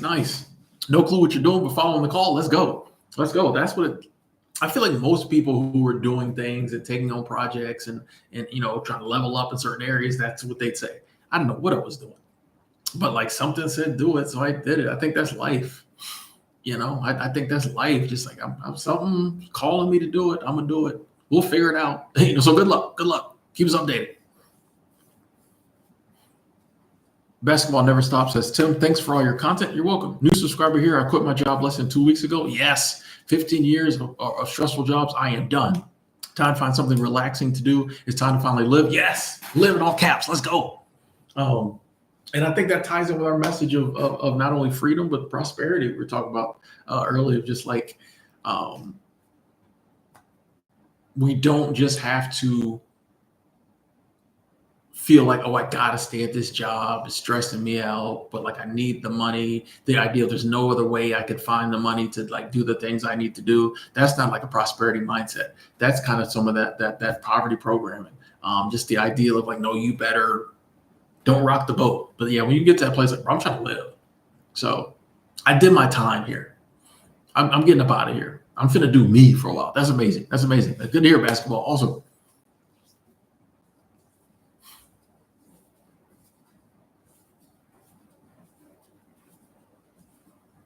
hey, you take care of it too, Bella Cota.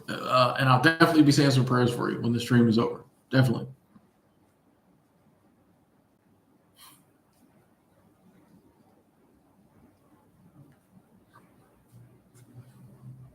Camp Snoopy. What are all these places? Y'all got some interesting stuff out there in California.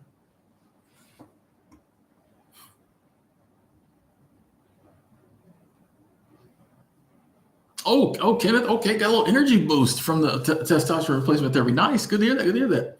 And glad to hear the videos could help you. Glad to hear that.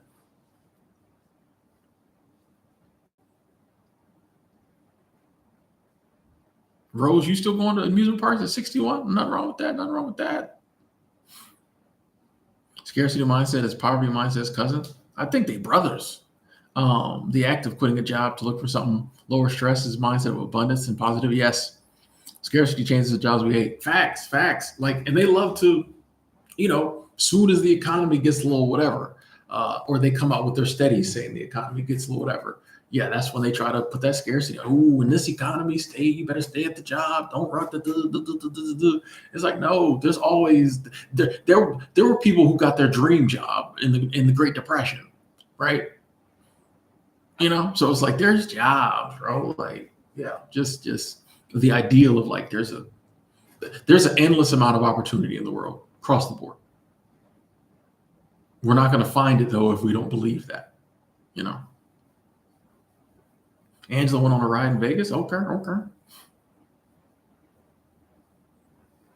Oh, Kevin said he never cheated. Okay, cool, cool, cool. It was the drinking and the lies. Got you, got you.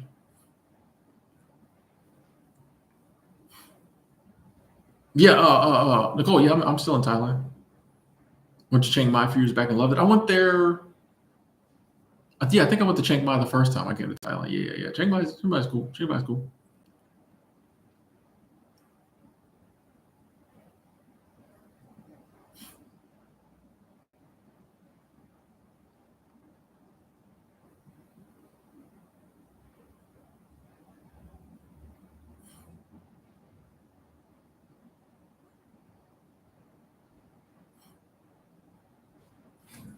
Got that Dark Knightsy vibe. I missed something. Um,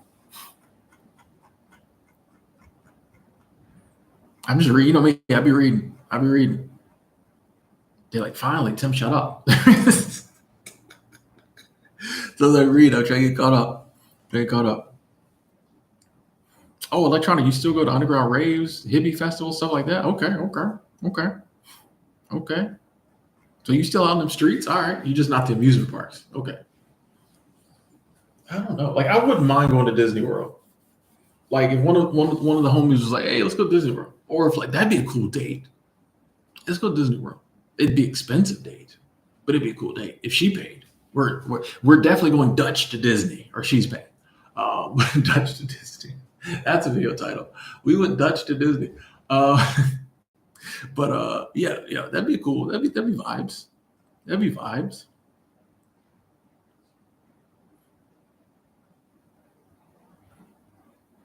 Why is it saying okay? My thing. Rose, you were a hippie. Oh, okay, okay. Oh, Jerry, you go an hour or two before closing time. You go to amusement parks. Mm-hmm. Well, then you only get an hour or two to be there. Is it worth the price of admission if you only get 2 hours to be there? I'm trying to be at Busch Gardens all day, which I don't really ride rides though. So I just like to walk around. I just want to work at Busch Gardens.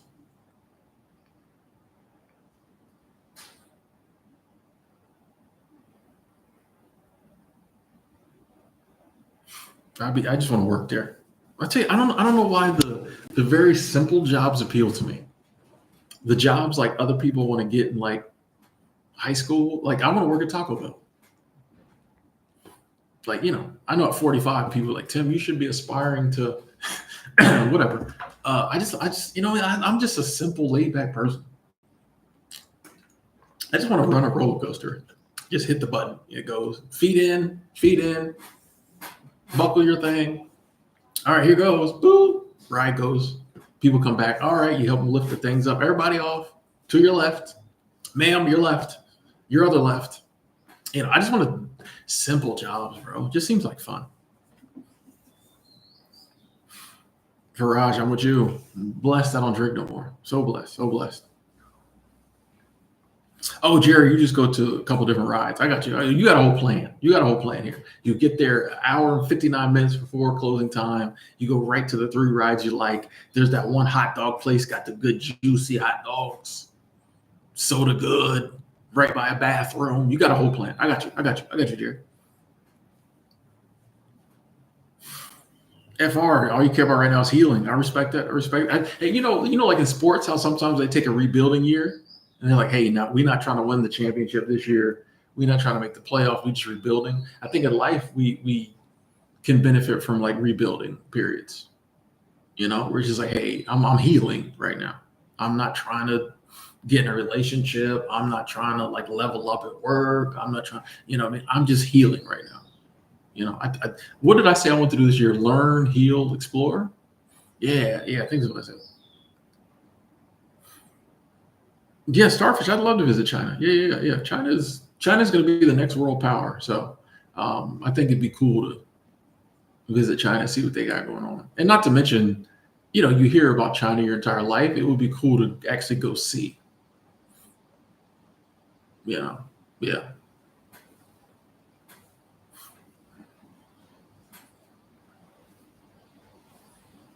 Because then I would know. I'd never shut up then. People already get mad at me when I say China's going to be the next world power. If I go to China, I'm never going to shut up. Oh, y'all think y'all know? I've been there. I've been to Beijing. Like, I would never shut up.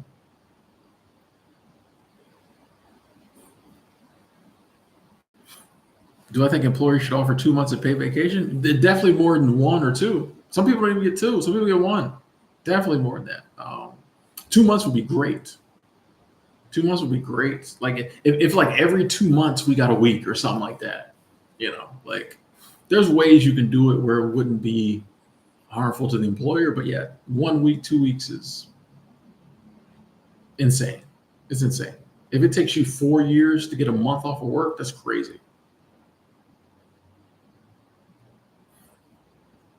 Straight from the heart. Yeah, a lot of people won't admit that.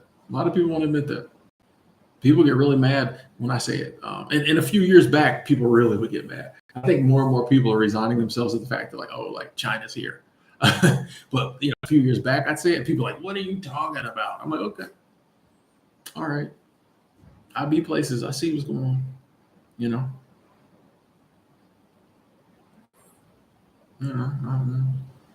Not to mention they got 1 billion people over there or whatever. So.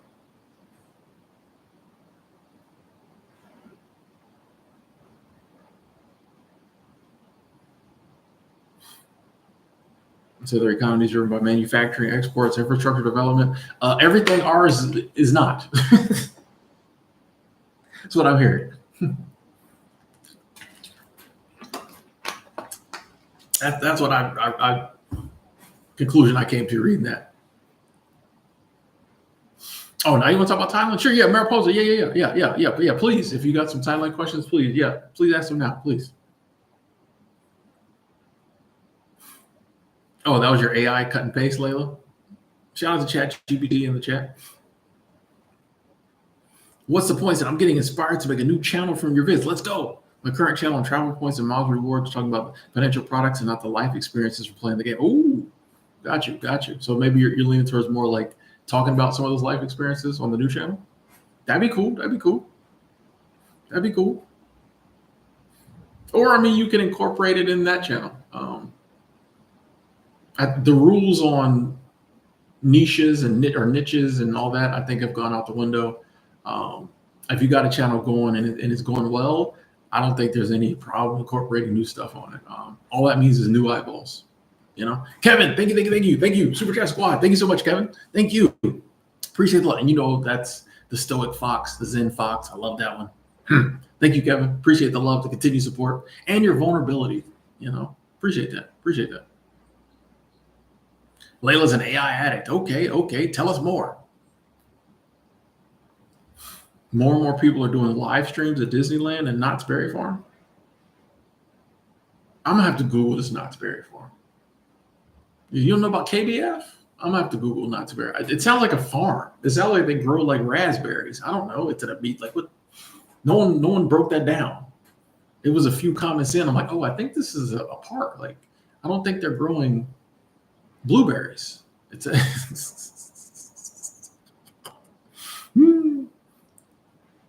Oh, I think I'm surprised live streaming isn't in the States bigger than it is now. I think you're going to see a huge rise in live streaming as AI videos become more like as the AI content creators like become more and more prevalent. One of the ways that human content creators are going to be able to, and for now, differentiate or like distinguish themselves from AI is live streaming, especially like on location. So I think you're going to start seeing a lot more of that.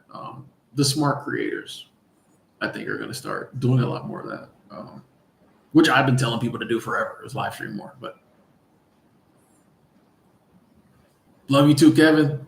Community is amazing. It is.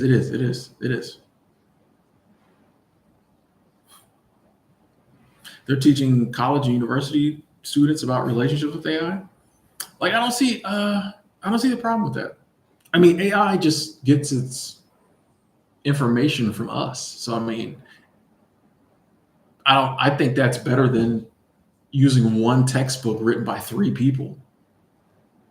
I'd much rather AI read 5,000 textbooks on relationships and then teach kids about it.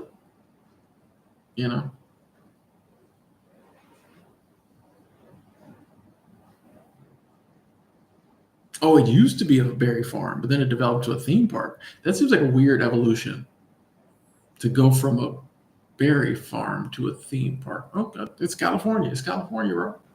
It's California. They do siestas over there in Spain? Everything closes at 4, so you can take a nap. That's a little late for a nap. What about 2? 1:30? Knott's Berry Farm sells jelly. This is getting crazier, bro.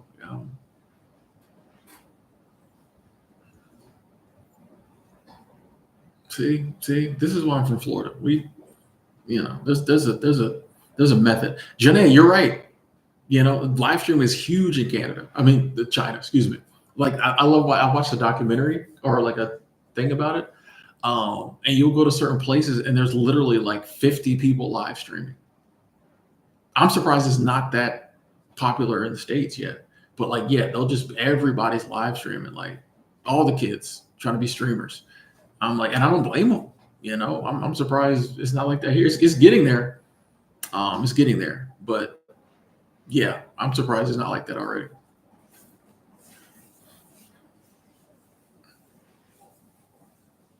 Oh, they eat dinner late, so they have a nap around 4. Okay. I'm about to say, if I took a nap at 4, I'm not sleeping later that night. Do we all have different personalities? I think so. Do we all change ourselves based on who we are around? I think there is that healthy amount of change. For example, you behave differently around your mom than you do your friends. And I don't think that's being fake or like, in a negative way changing who you are. It's just when you interact with your mother, you have a different relationship, you act different than when you're with your friends. Now there's that unhealthy, like changing ourselves that some people do. And I think, I know I've been guilty of it in the past where I felt I had to change who I was or tried to pretend to be something different to fit in with certain people. I think that's unhealthy. But I think we all do access different parts of our personality depending on who we're around. And I think that's normal. Um, but yeah, when we actually try to be something we're not to be around people, I think that gets sticky. I think that's a problem. Are there any people who you admire who are alive today? Yes, my parents. First, top of the list, my parents. And there's other people, Gary Vaynerchuk. I'm a huge Gary Vaynerchuk fan. I admire that man to no end. Caitlin Clark. I think she's an amazing human being.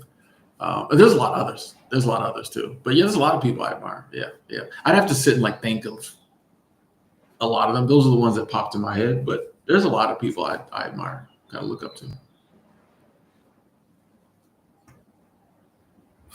Electronic. I have not taken the Myers-Briggs personality test. We talked about this yesterday. I don't know Myers or Briggs, so why am I trying to take their test? I just don't see the need to. Healing Daily. Thank you. Super Chat Squad. Except for better coffee next time. Well, it'll be a while because that coffee had me feeling all kind of crazy. And I was like, I got no desire to drink no caffeine anytime soon. So it'll be a while, but I appreciate that. We'll keep that next time we have a coffee, another month from now or something. I'll be like, this Healing Daily bought me this. So we get in the large, the grande, the venti. Is that venti large? So thank you, Healing Daily. I appreciate that love. Thank you. Yeah, live streams of China, they're selling things. Like they're if you want to know what's happening here next and tech and stuff like that, look at China. Look east, young man. Alvin, I did not get my yearbook from high school because I refused to pay my senior dues. I didn't get a yearbook. I didn't get to go to prom. I didn't get to go to graduation. I could have went to graduation, but I wouldn't have had a cap and gown. So yeah, I didn't get a yearbook. I didn't go to prom. I didn't go to graduation. I'm like, just mail me my diploma, bro. Like, it's not. What am I doing? I didn't do none of it. My mom was like, it was like $100. My mom was like, I'll pay it. I was like, I don't want you to pay it. Keep your money. Like, I don't care. It was my way of showing, I just did not care. I'm here because the state said I had to be in high school. I do not care about this high school. I don't care about more than about 5 people at this high school. Why do I want a yearbook commemorating the misery?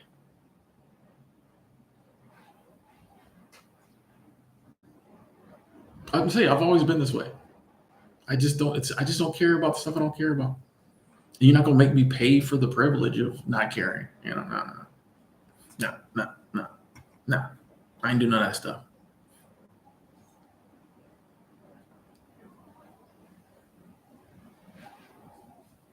Oh, they don't get paid by advertisers. They only get paid by donations or commissions.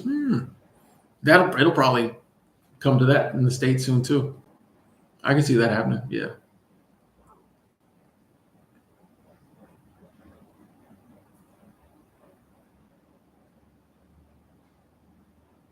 Where am I from? Florida.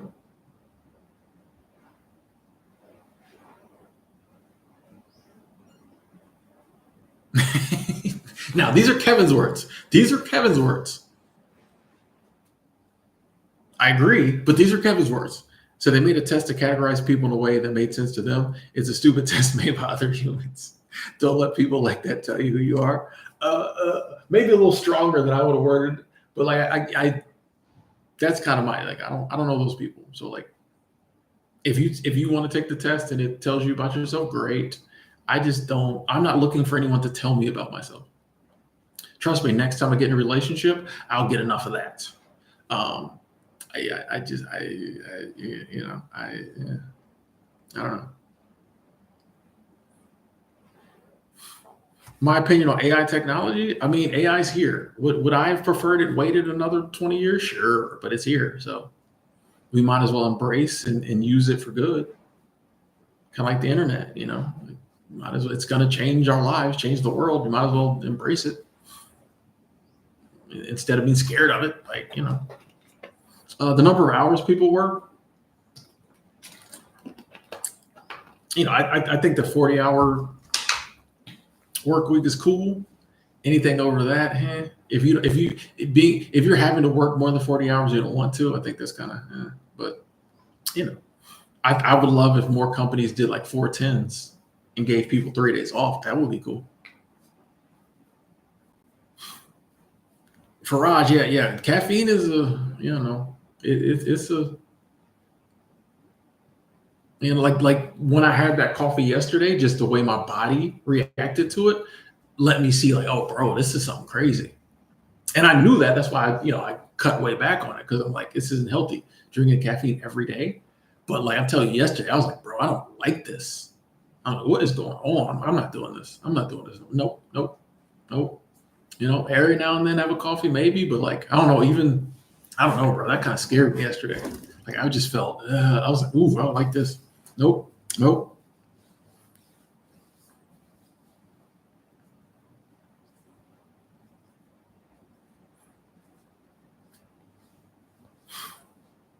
Well, if it gives insight into what other types you're likely to vibe with, it's telling you about yourself because it's telling you who you would vibe with, right? So isn't that telling you about yourself? Or like, respect. Maybe it does, like whatever. And like I said, I'm not here to argue about whether it's a good test or not. I'm just saying I'm not. Someone asked, and I said I don't take it. Like I don't care. I don't need someone to tell me who I might vibe with. Like well, this is great because I'm an introvert, so I just vibe by myself, me and Gratitude Gorilla. But I don't know, like I just don't.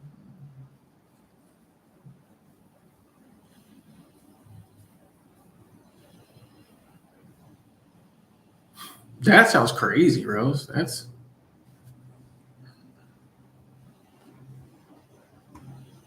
Do I think people were more intuitive 100 years ago? I don't know. I definitely think technology divides us, disconnects us. Excuse me. Definitely, yeah. But I mean, my thing is this: most of the technology, if we really wanted to, we could, on some levels, not interact with it as much. But it's here. Our ancestors had other stuff they had to deal with. We got technology, so it's just you're on this planet at the time period you're put on it, and you have to deal with the pitfalls and the hurdles and things you got to deal with. So like this is the ones this is the cards we were dealt. So you know e-money, it was like 6 weeks. It was like 6 weeks to like almost a day. And I was like, and it will probably be I'm telling you, I have, yeah. I'm like, I don't see how I was drinking coffee every day, bro. Like, why? It's crazy. Now if I drink that coffee and be like, ooh, yes. But no, I was just like, bro, this is crazy. Like I was right. It felt good because I was like, I was right. I knew this was weird for me.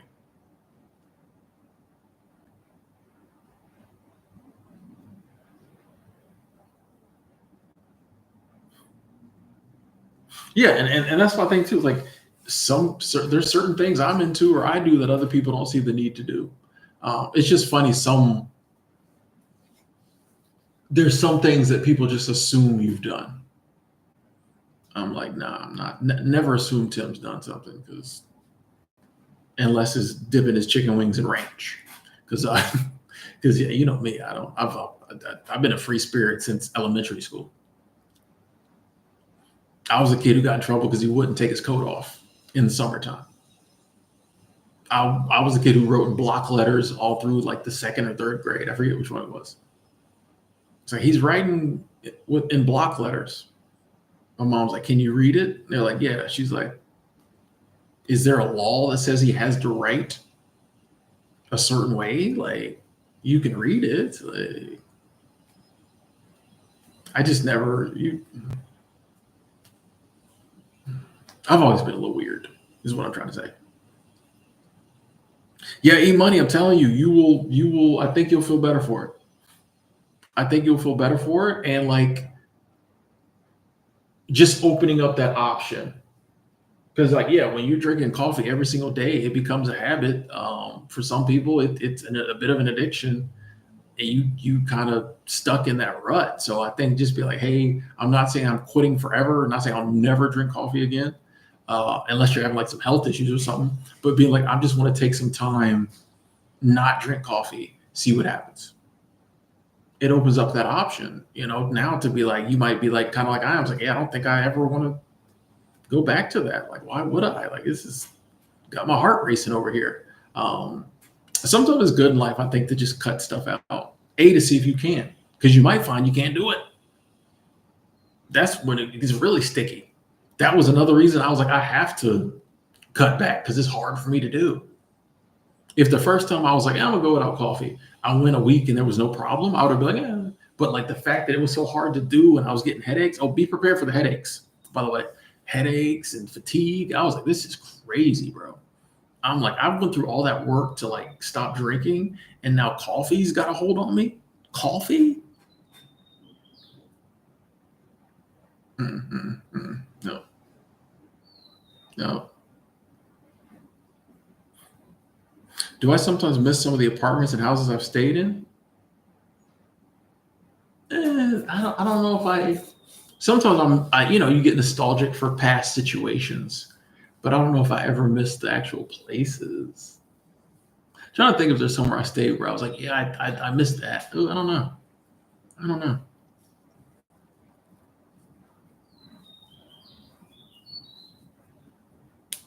No, I've never tried Ticino. Here's my thing though. Like, I don't want to find a replacement, right? I don't want to wake up every day and have a cup of anything other than like water.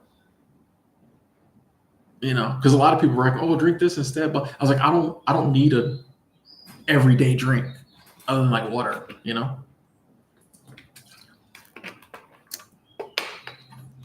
Yeah, I just want to, especially in the morning. Now if like, at lunch or whatever, but like in the morning, it would just, yeah. Facts, money. Only thing we should be able to live without food, water, and love.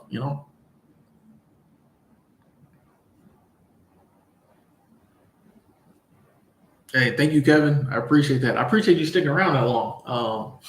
I appreciate that. That means a lot. That means a lot. That's a good point. Coffee's expensive. I'm saving money. I'm saving $4 a day, $3, $4 a day. How much is that? Where's my calculator? I don't do math in my head. $120 a month. Let's go.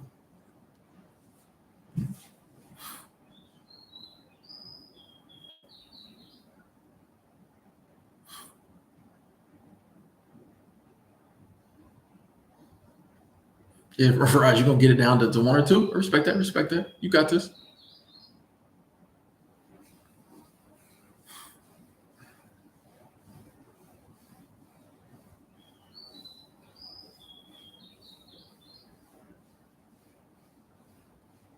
You're planning a trip to Vietnam and want to avoid a long layover. You can find a flight with a short layover. My flight here was, yeah, the layover was like 3 hours maybe. You don't have to have a long layover. Nah. The ones with long layovers are cheaper. But yeah, I did that 14-hour layover last time I was out here, and then on the way back it was 11. That 14 hours, that's a layover. When the layover is longer than the flight, and the flight was like 10 hours, I took me a little shower, took a nap, like we got through it. But yeah, 14 hours is you be ready to get back on the plane after this 14-hour layover.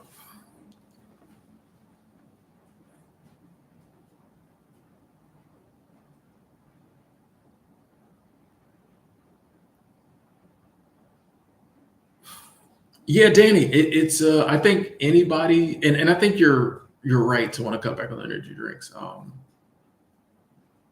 Yeah, anybody who's been bringing in that level of caffeine, it's good. You're going to have some withdrawals, um, and yeah, it probably will be a task to quit. But I think when we realize, oh, that's when we really need to try to do it. You know what I mean? Like if it's like, oh man, like I'm getting crazy headaches just by not drinking energy, like that's kind of the sign to maybe start taking it a little. And I like to think about things too. Is like, okay, if I'm trying to quit now and I'm getting horrible headaches, what will it be like 2 years from now when I try to quit? You know, But yeah, it'd be rough, you know. Rez, I'm in Thailand. Faraj, good night. Good night. Appreciate you coming through. Hope you have a good evening too, or good night, good early morning, wherever you at. Yeah, man. Yeah, it's crazy sometimes. Yeah, when you say, "Oh man, I'll just cut back on this," and then like it's not easy to do. You're like, "Dang, this was hard."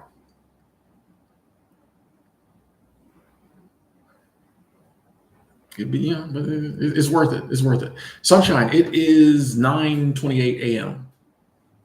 So yeah, which I mean, I'm not even trying to get my sleep regulated. I was, I usually try to get my sleep on the pattern here. I've given up trying. So I was up at like 1 a.m. So I'm not even trying to. I just sleep when I sleep. It don't really matter. Still live. We still here.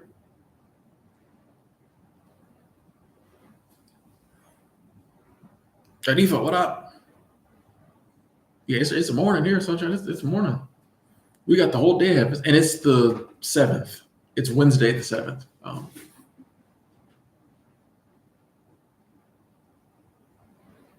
OPT, hello. Yeah, which tomorrow is our dentist appointment. So I'm kind of nervous and hesitant, but excited about that. That's gonna be a great story. That's gonna be a great story. Going to the dentist in Thailand. That was one of the reasons I wanted to come. Because I want to see what the pricing is. I want to see, how the service is. I'm excited about that, but also very nervous. I always get nervous when I go to the dentist. Even like when I was in Bozeman and had a regular dentist I really liked, and like everybody at the office knew me, I would still get nervous before I went to the dentist. I don't know why. And like I didn't move to Thailand. No, I'm just visiting. Um, but yeah, when I'm in the dentist, like they always say, like they're like you're the most chill person. I literally don't move. I just sit there, like they do what they got to do when they finish. So it's like I'm not worried about going to the dentist, but I always get nervous. I don't know why. It's not a big deal, you know. You just sit there, especially like when the first time going to a new dentist is kind of like, But like when you got a cool dentist, like you just sit there. But Juan, that's not a dumb question. I'm 45. 45. I don't. Yeah, that's a question I don't mind answering. Yeah, I'm 45. So blessed. Blessed, man. Well, I will be happy when the answer to that is 65, 75, 85. You know what I mean? If it's meant for us to stay on this planet that long.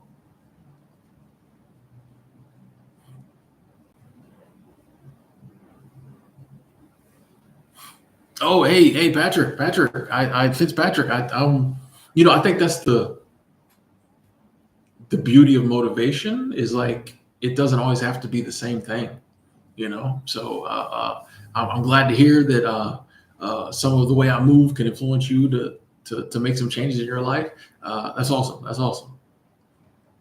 And the changes you're making, someone might peep see you up at the gym 6 a.m. getting it. They start making some changes. I think it just gets paid forward. So and we all come out ahead.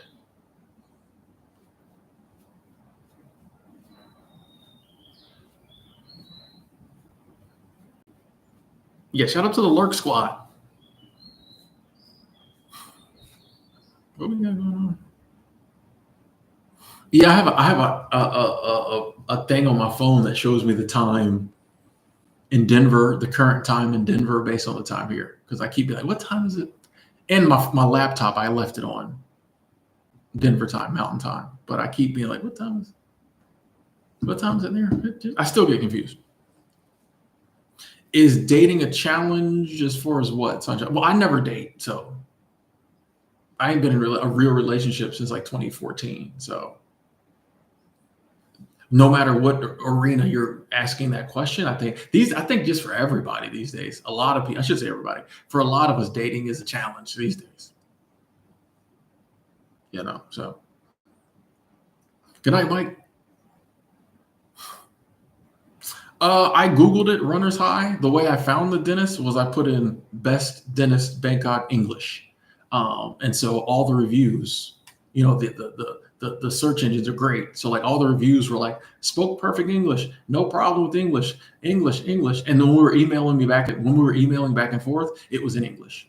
So I would imagine that probably most of the dentists, it's probably a prerequisite at a lot of the dental places here that you speak English. I would imagine that because when we were emailing back and forth, it was in English.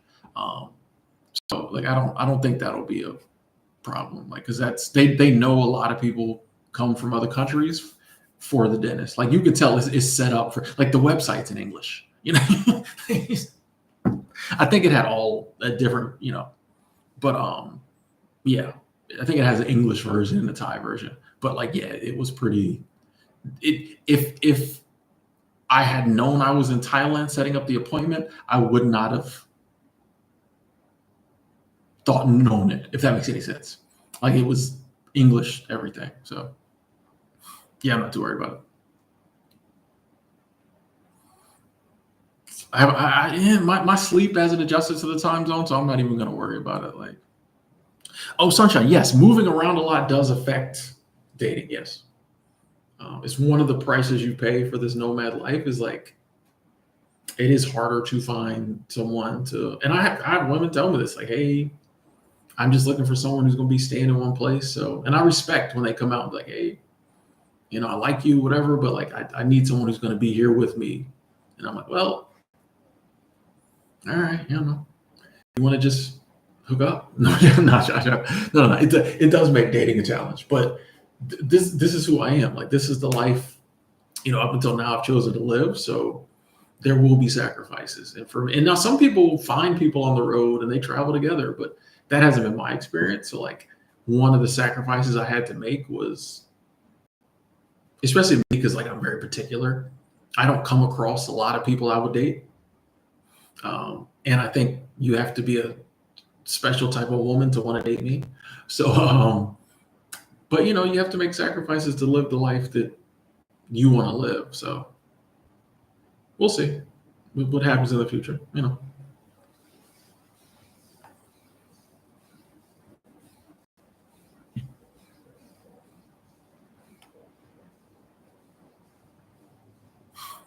Yeah, medical tourism is huge. Like at the airport in South Korea, there's a whole booth about it. Like there's a whole big, like it's not even a booth. It's like a building, like not a building, but like it's like a storefront about medical tourism. It's a whole situation. Like it makes sense. It's cheaper, and I'll be honest, from what I hear, a lot of times the care is better. So, that was one of the things I was like, when I go, I want to go to the dentist because I want to see, so. Yeah, Savannah, like the prices are different. And I want to be able to say, like, I know because I was there and here's my receipt, what they charged me. You know what I mean? Plastic surgery in Korea is pretty common. Oh, okay. Yeah. Mm-hmm.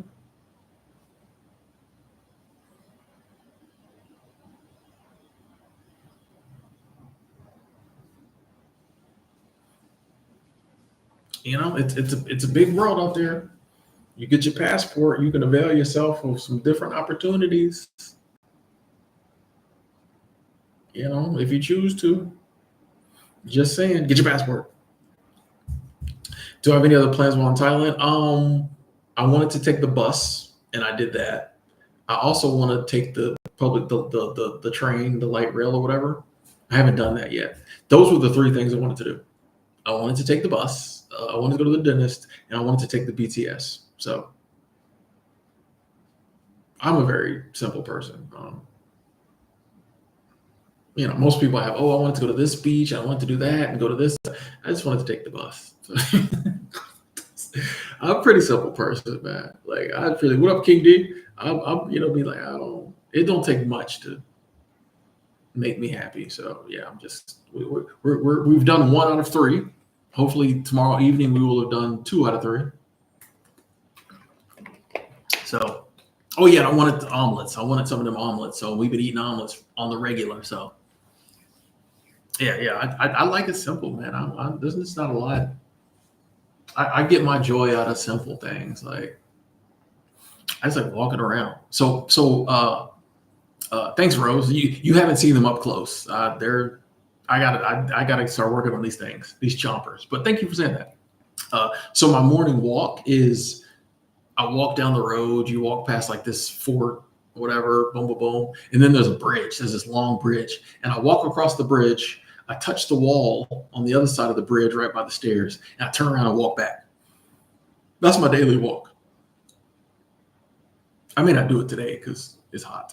It's always hot, but yeah, that's my daily walk, and I'm fine with that. I come back sweat it through. Come back just dripping sweat. Okay, just watching some baseball highlights, Candy. All right, nothing wrong with that. Nothing wrong with that. Enjoy yourself. Yeah, that it's probably a 45-minute walk, maybe if that. I come back drenched. Like the humidity here is crazy.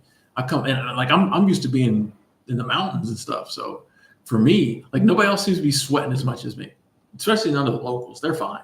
I'm sweating. My shirt sweat through. When I get back to my Airbnb, it's like I'm literally like peeling my clothes off. They're so wet.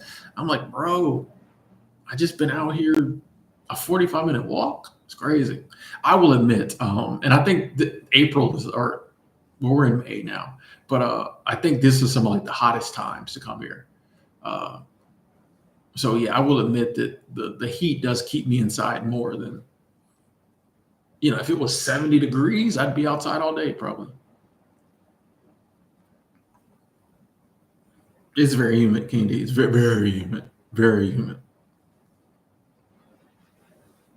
Steve said, Tim, how does one really define true prosperity? Wealth, health, time spent with friends and family, money or Bitcoin or peace and tranquility? I think we have to, each person has to define what they think prosperity is for them. I don't see why it can't be all of that. You know what I mean? Like Gary Vee's always saying life isn't about or, it's about and. So it could be all of those things, could be part of your prosperity plan. You don't have to pick, oh, like give me Bitcoin and family. You know what I mean? Like you could all of that. The universe is abundant. Like there's endless opportunities of prosperity in all avenues. So like I don't think we have to pick. It's just kind of, whatever you're trying to get into.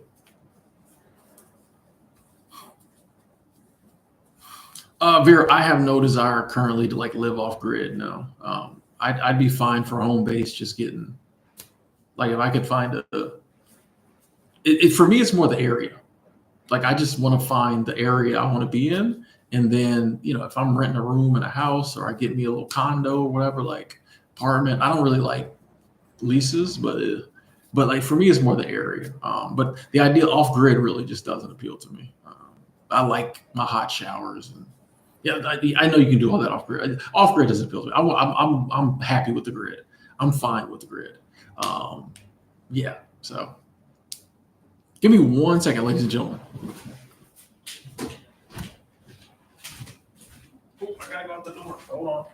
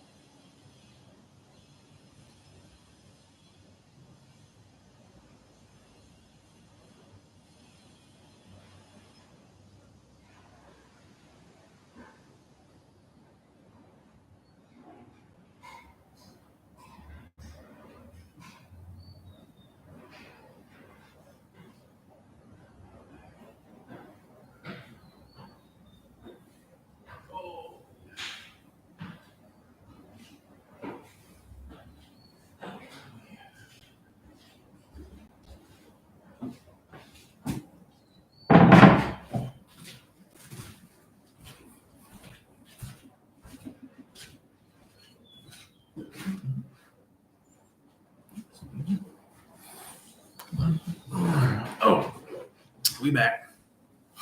Stepped out for a minute.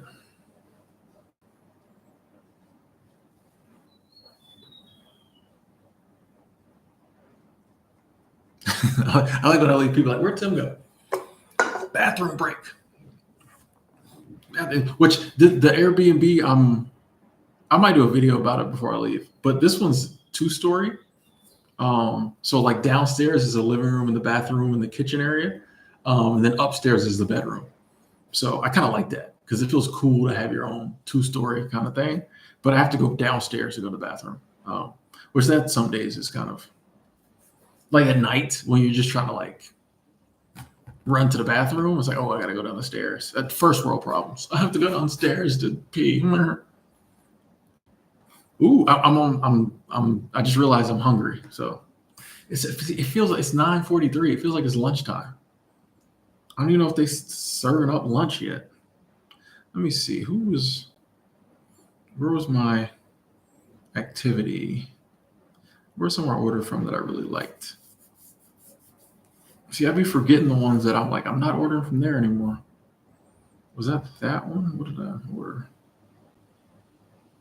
Oh yeah, that was the one I like. Okay, let me check on them.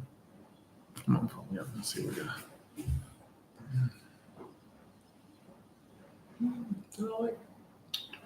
Yeah, those weren't bad. Been going so long. Now I'm back. One second, folks. I'm getting omelets, but I'm trying to see what else I want.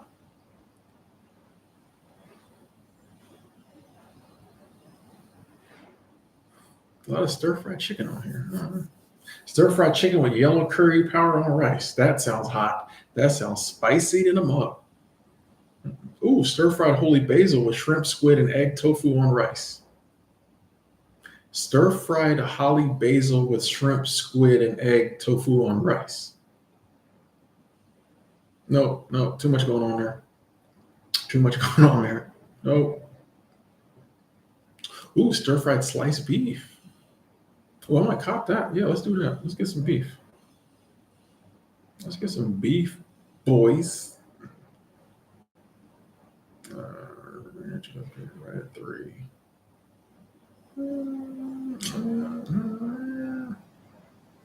Yeah, let's run it. Whoa, hold on, promo.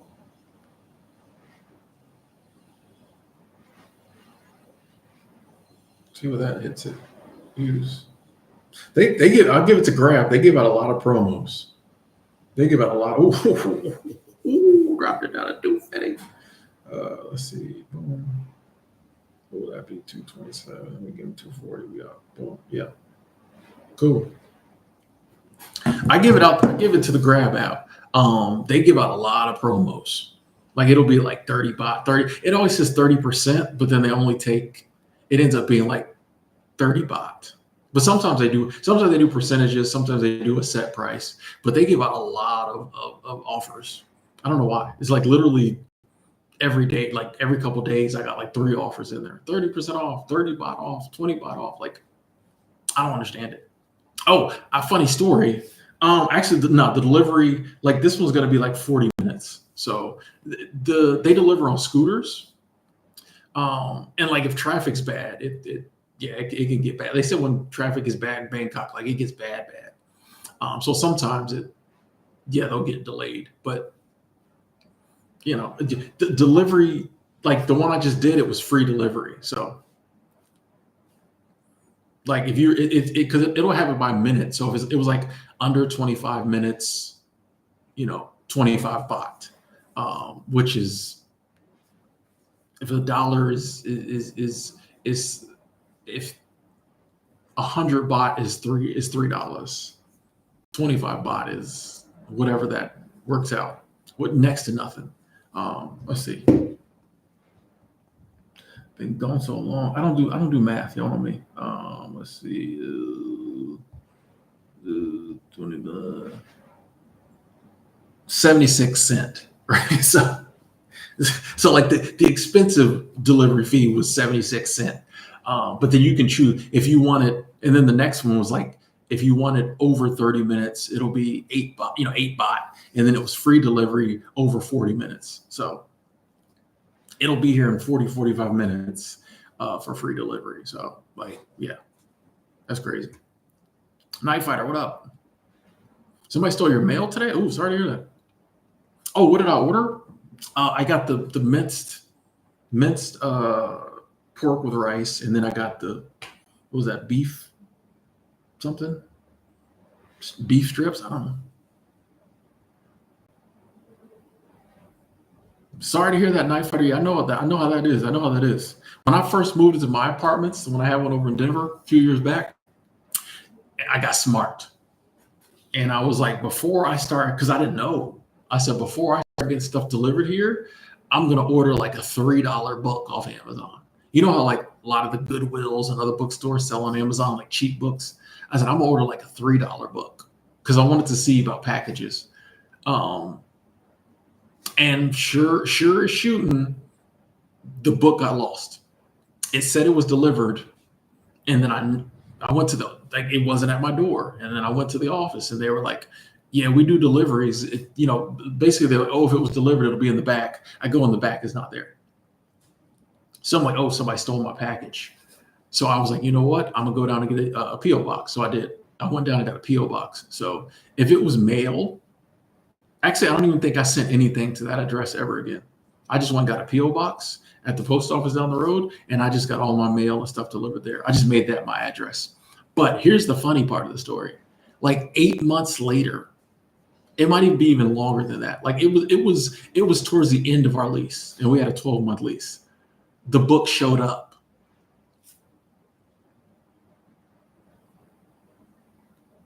Like the book just showed up at my apartment one day. So I'm guessing it fell behind a crack or something in the office. But like, yeah, I'm like, what is this? I'm like, I don't order anything. I'm like, this is that book I ordered last year. Like it just showed up with it. It was crazy. It was crazy.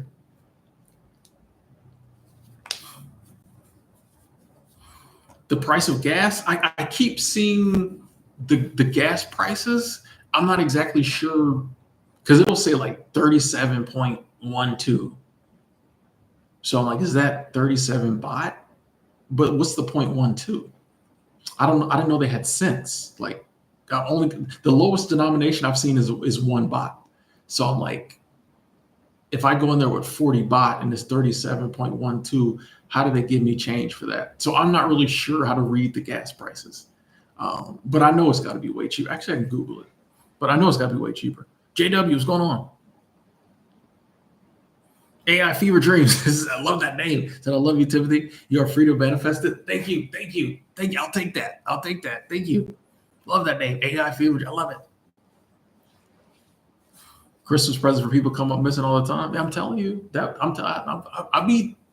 I think about stuff. I was like, nah, I don't know this apartment complex. And a P.O. box is cheap. You know what I mean? I think you pay for 6 months. So it was totally worth it to pay $60 or whatever it was for peace of mind.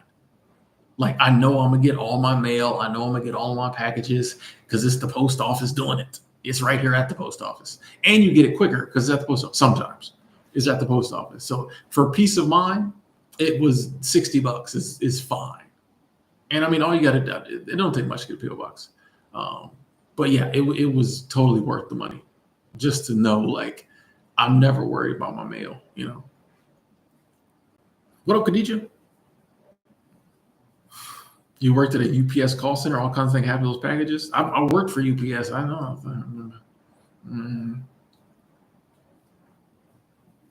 Night Fighter, you worked at the UPS warehouse? Me too. It's facts. Packages slide behind machinery. Never get some stuff like we don't know how to get back there. A big one too is like packages were always falling outside because I worked on the unload. So you'd be unloading and little packages would, like, when the trucks were, packages were always like falling outside and like, me, I'm gonna try to go get it. And my supervisor was one, he'd go around pretty regularly. I think his name was Daryl. He'd go around and like pick stuff up, throw it back in. You'd always see him throwing stuff back in. But it's like, there's got to be people who don't do that. So yeah.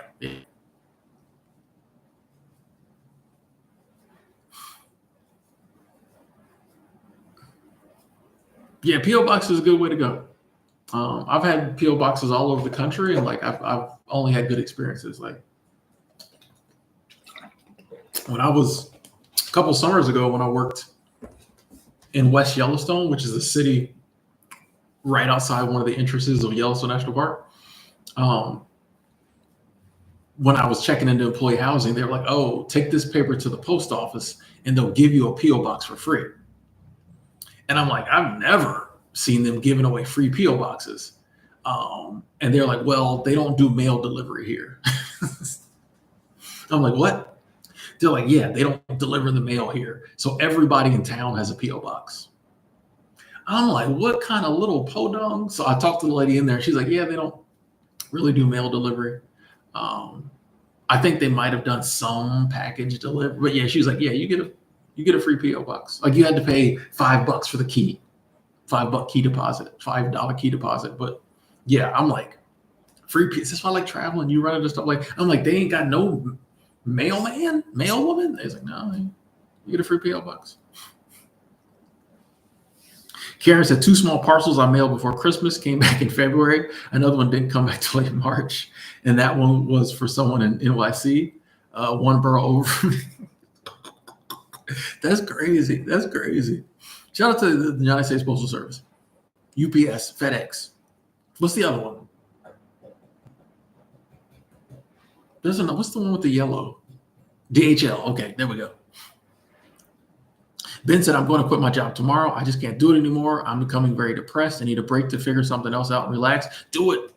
Do it, Ben. Hey, now once again, don't take advice from just random people on the internet like myself. But like if you feel like that's what you need to do, like if you can't take it anymore, you can't take it anymore. So keep us updated, Ben. Let us know how it goes.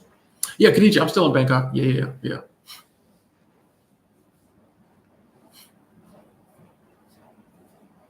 WM quitting the job Friday. Okay.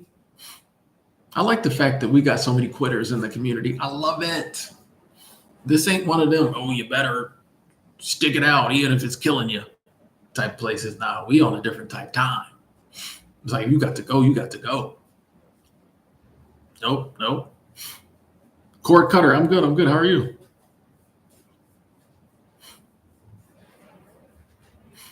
The food's good. Al fever dream, AI fever dream. Food's good. I'm except for that bad pork I got the other day, but I knew it was gonna be. It was like pre-packaged. It wasn't fresh. I like the food here because it's fresh. My stomach, my intestines, my gut likes the food here because it's fresh. So when it came in a little bag, I said we could have done this in America. We're good at the bagged up pre-processed, it's food. So I was disappointed in that one. But other than that, I have not had any bad experiences with the food here. Community full of quitters. We are an inspiration. Other people wish there was this many quitters and weirdos and in their dreams. Khadija, I've heard on occasion sometimes the air quality isn't so good here, but I haven't had any problems with it. I don't know if it would rank with the good air quality places because I have heard from a number of people that sometimes air quality can be bad, but I haven't had any problems with it. So, hey, WM, thank you, Super Chat Squad. That is love. Thank you so much. So only can put so much positivity on quitting jobs. That's what I do. It's a skill. Much love, Tim, as always. Your inspiration. Thank you. You're our inspiration. Thank you. Yeah, man. I think, but it should be. It's a positive thing if we're in toxic jobs in work situations. It's a good thing when people leave, and I think we should lead with that. And that be the main thing, as opposed to everybody else is like, oh, wait a second, do you have a plan? What are you going to do? What about this? It's like, no, we can start out with like, hey, if it's killing you, get up out of there. And then later we can have the little small talk, the quiet discussion in the corner about like, well, what are you going to actually do? I give people the benefit of the doubt. I assume you're a grown up. You've got some type of plan. Even if that plan is I'm going to take a break and then on June 15th, I'm going to start looking for another job. Good enough plan for me. You're a grown man, grown woman. You'll figure it out. But I think we should. It should be a positive thing. You got up out of there. You made it. So thank you, WM, for the continued support. Thank you so much. Thank you.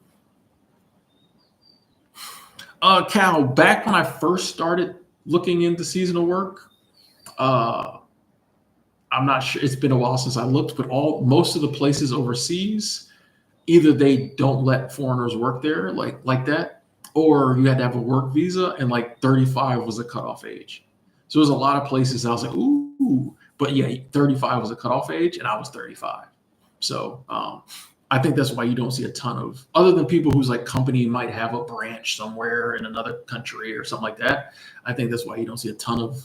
You typically see like younger people working abroad and stuff like that, because I think yeah, and this might have changed. This was 10 years ago, but most of the ones I was interested in, it was like 35 is the cutoff. So,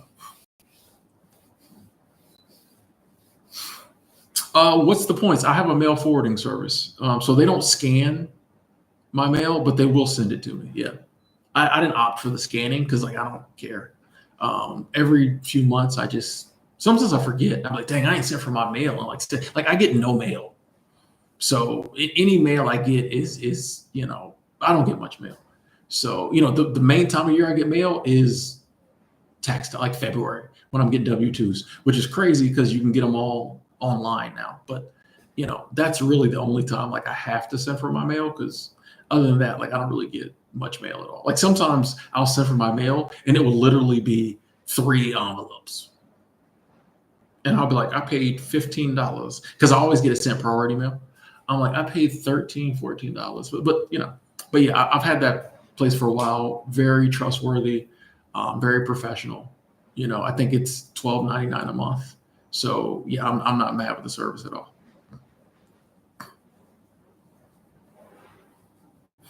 Cord Cut, I appreciate you always coming back to check in. We still here. We still here. Steve said that we're going to quit one day, but right now, using the factory work as a stepping stone. I respect that. I'm always saying use the system to break free from the system. So it was like, all right, this is what I'm doing with it right now. Boom, boom, boom. Then later, yeah, respect that. Respect that.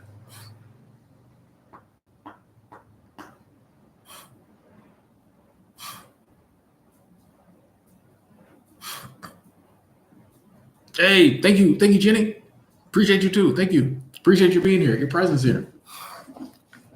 Yeah, what's the points? There's different laws on that type of stuff in different states, and yeah, yeah. I know I had to get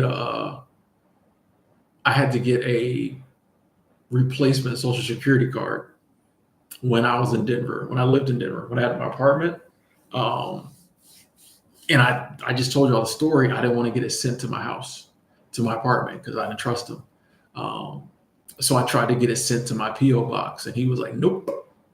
He's like, "That seems like a lot of when I was because your PO box is there's an address attached to it, so you can just say whatever, boom, boom, boom, so and so." And he was like, "That seems like a lot of numbers." And I was like, "Yeah, it's a PO box." And he was like, "No, we don't send it to the PO box." I'm like, "Why does it matter?" So I had to get it sent to my apartment. So like that was the one time I think I had something sent to my apartment in the mail, and it was like I didn't even know where my mailbox key was. I had to tell my roommate. I'm like, "Hey, you got a mailbox key?" He's like, "Obviously." And I'm like, "Can you look out for something from the Social Security Administration?" It's not a check. I'm like, "It's just my card." But yeah, he knew right off the bat. He's like, No, we won't send it there." I'm like, "But you don't know where I stay." I don't want to send no mail there. Kenneth, thank you. Super Chat Squad, thank you. Kenneth Petroni, thank you. I said I've been following you for 2 years, and it's been a blessing. Thank you, Tim. Hey, you're welcome. And I appreciate you sticking around. The doctor I work with is retiring soon, and I'm not sure what's next. Is there going to be another doctor taking over the practice, or could you stay on if you wanted to, or you just like you gonna take this as an opportunity to switch it up, And I appreciate that love. Thank you. Appreciate the support. Do I ever have trouble meeting fans in real life? They might be a bit too happy to be there. Not really. whenever I meet somebody, and I don't like to use the word fans, but whenever I meet somebody who like knows me or recognizes me from YouTube, it has been 99% good. I did have and that's why I always say, if you see me out, please come up, say hi. Sometimes people take pictures. That still blows my mind. Hey, can I get a selfie? I'm like, bro, it's just me. Like, but there was a guy in Estes Park who I think he was in the throes of like drug addiction. So he was being very like everybody walking by because like it ain't like that up there. So everybody was walking by like, what is going on with this dude? Like he was very sketchy. But like at first I felt a little because I was at the visitor center about to use the bathroom. Um, and it was funny because I was coming from me and a buddy of mine and just went out to dinner. So we were walking back and we were about to part ways. And dude just jumped up. I was like, hey, I know you. And I was like, hey, I'm about to go use the bathroom. I was like, give me a minute. I got to use the bathroom. And I was hoping he was gone when I came out because he was kind of, when I came out, he was still there. And I was like, Tim, I thought about going the other way. And I'm like, nah, Tim, like, you judging this dude before you even talk to him, bro. So I went up there to talk to him. And sure enough, he was on something. But after I was talking to him for a little bit, I wasn't nervous. Like, he wasn't, a threat. He was just hi. But he knew me. I was like, maybe he don't know. He knew me. He said, yeah, I watched your video. He said, you're the reason I'm up here. I'm like, ugh. But no, he was actually really cool. If I had caught him not high, it probably would have been a totally different situation. But that was kind of the only time I was a little nervous because he was very animated. And I was like, I don't want to have to deal with this every time I come to town.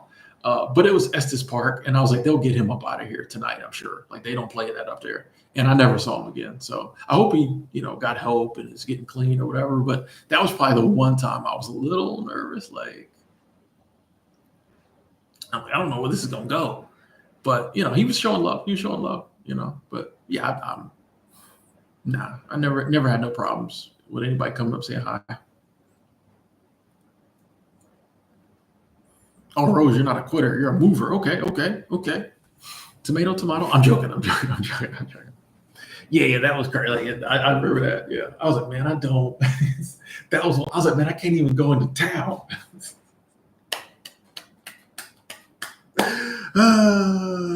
Can't even go into town. Shout out to my guy Herb. I met him here. He came up when I was in Pattaya, walking on the beach. Hey, Tim. I was like, who's calling my name? Who knows me here? That was cool. Shout out to Herb. Good to meet him. Super nice guy. We talked for a little bit. Like it's all love, Florida in the building. What up, Rob? I can't even go into town. Oh man, I'm sorry. I cracked myself up, folks. I'm sorry. You got to enjoy life, man. You got to enjoy life. Good times. For the update, my food, the kitchen is preparing my food, but they have given me a driver. Oh, Monique, what up? So, which is funny. There's an ad for Niagara Falls I'm like, why would there be an ad for Niagara Falls? I guess they know a lot of people are traveling. I don't know, but an ad for Niagara Falls on the food delivery app in Thailand.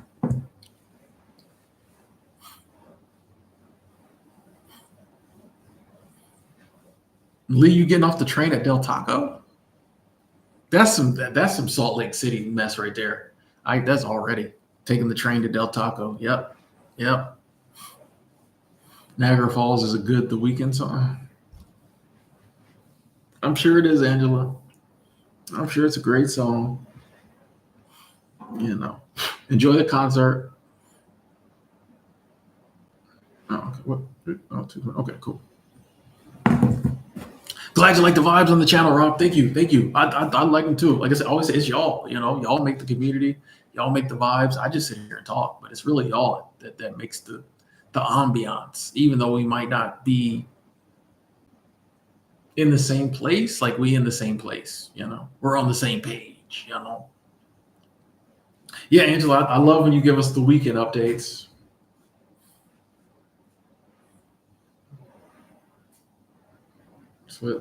That's what got you the moderator job is the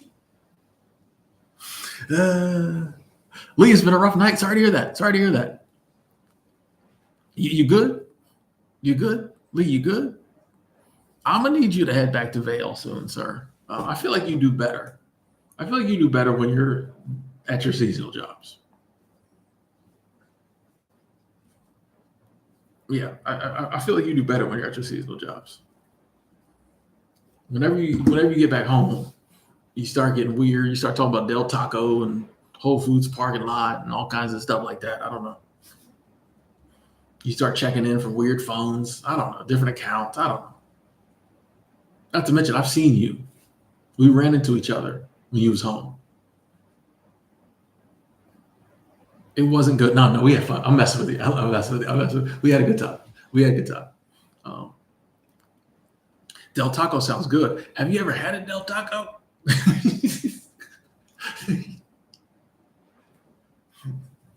In Utah? have you, have you, have you ever eaten at a Del Taco in Utah? Son. Oh, see, that I figured. Yeah, Steve, Del Taco is.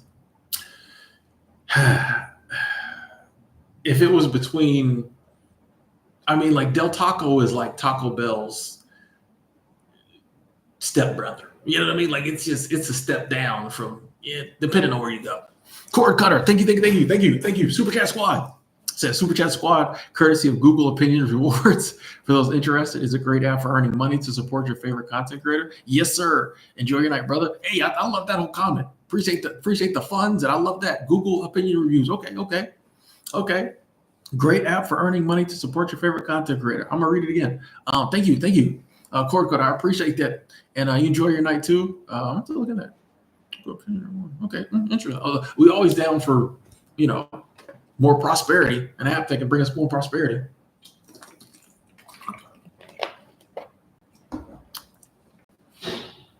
Oh, FR, you like Del Taco more?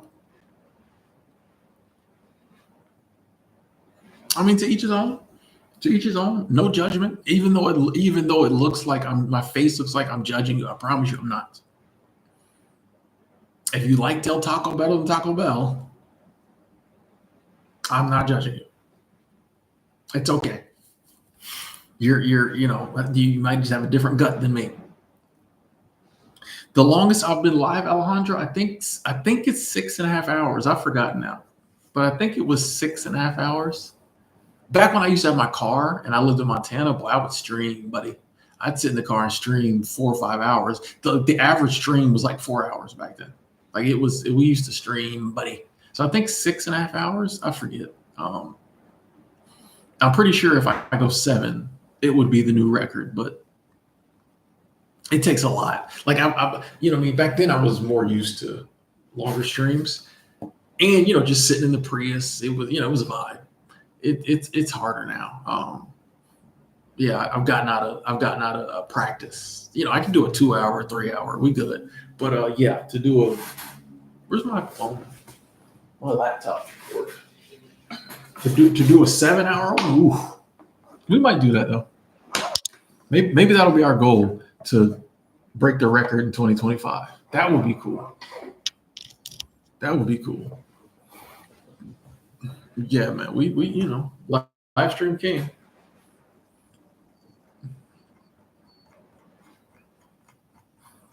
Yeah, because I think it was 6, and then we went 6.5. Because I was like, we're gonna break the record. Why are they still preparing my vote? I was like, we're gonna break the record.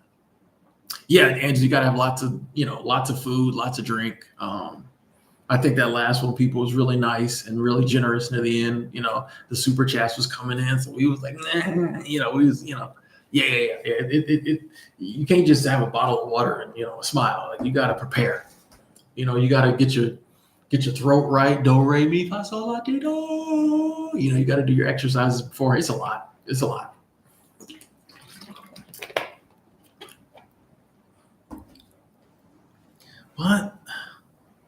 What's going on, Lee?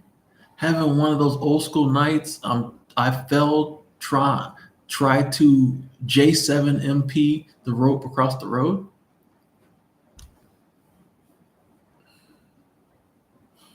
I guess that means jump. Lee, I'm worried about you. Like, I know you're gonna be okay. You're a grown man, but I'm worried about you. I'm gonna need you to get back to Colorado, bro. You're trying to jump the rope across the road. What rope is across the road? Are you jump roping across the road? Are you jump roping across the road, or was there a rope across the road you try to jump over?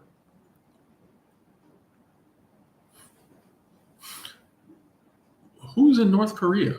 No, who? Nobody's in North Korea. Um, yeah, Pew. I've had Mongolian beef before. I like Mongolian beef. It's a vibe. No, I don't. No one's in North Korea, Star. You get Lee's language. I don't get Lee's language. I don't get Lee's language. I don't know what he's doing. What time is it where you're at, Lee? Why are you up? Get home safely. Like, seriously, like, please get home safe. I'm gonna have to say some prayers for you too. Oh, I think the humidity. So when I go outside, it's super humid, and then when I come, like, I got the AC cranked inside, and I think it's causing my nose to like dry out when I get back inside or something. No, but now he's back heading to the Del Taco. You got to jump a rope. You got to jump rope to Del Taco. I don't. How many years did it take me to get free? I don't know how I can answer that, Tran. Like, I don't know. Well, I'm not totally free yet, but like to get freer, I really don't. It's hard to say because it depends on like when. It's hard to say when you like. You don't really look at your life. I think it'd be like, I'm free now. I think it was just like I'm living a freer lifestyle. I mean, because day one at I felt very free day one when I went to Yellowstone and was working in the national park. Like, that's very free. I'm still working, but like just spending weight living in the national park and working there feels very free. And so there, it'd be hard to say when I was like, oh, I'm free now. I don't know. I just live an overall freer lifestyle than I used to. I'll say that.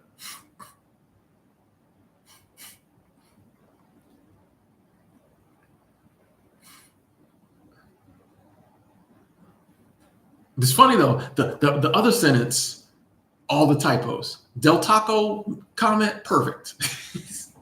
He's like, I'm trying to jump, road, did 7. I'm headed to Del Taco, perfect. I'm hardest job I ever had. When I was younger, most of my jobs were pretty labor intensive. FedEx, pretty hard. UPS was hard. Lawn maintenance is really hard when you're not on the mower. Most of my jobs when I was younger was pretty hard. That's why I laugh when people are like, you don't know nothing about work. I'm like, bro, I bet I've worked harder than you. But yeah, a lot of those jobs were pretty hard, pretty labor intensive. So that's why we really don't be trying to work so hard physically. Oh, okay.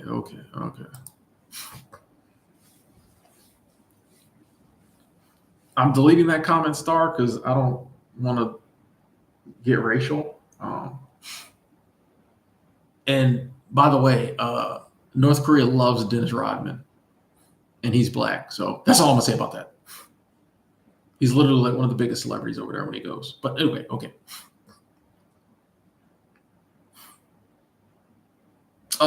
I never did DoorDash. I did Instacart.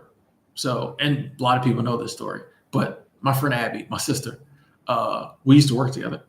And she was like, I'm finna do DoorDash, make some extra money. And I was like, well, I can't have her because she was like the manager. I was assistant manager. So like, I can't have her she already makes more money than me. She can't be making way more money than me with this little side hustle. So I was like, well, I'll do Instacart. And I signed up everything, and I wasn't thrilled about doing it. But she got her DoorDash package, and she was like, the card and everything. And she was like, "Oh, I went out on DoorDash yesterday." So I'm like, So when I got my Instacart one, I had to do it. Like, I'm telling you, if she had not done DoorDash, I would not have done the Instacart. And I found out I loved it.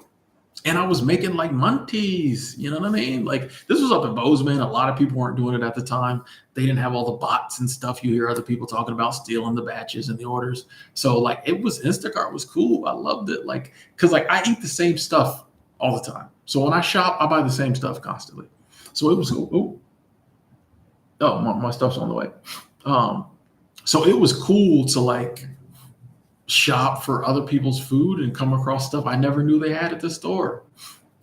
I'm like garlic dipped cashews, you know, like it's all kind of crazy. And it's kind of like a treasure hunt because even though the app would say aisle 4, row 3, sometimes it wasn't there. You got to find it. So I enjoyed Instacart, doing Instacart a lot.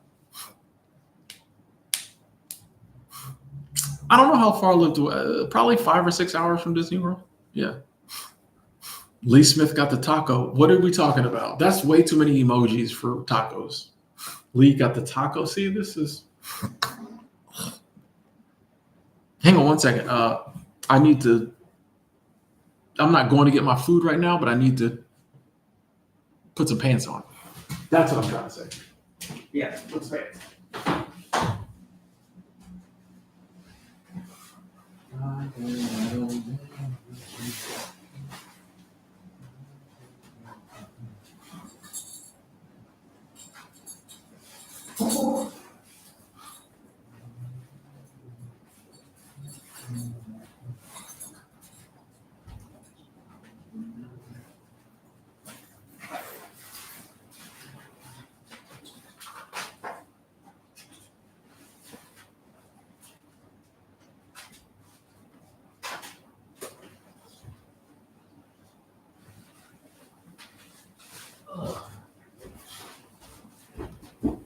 I'm almost done.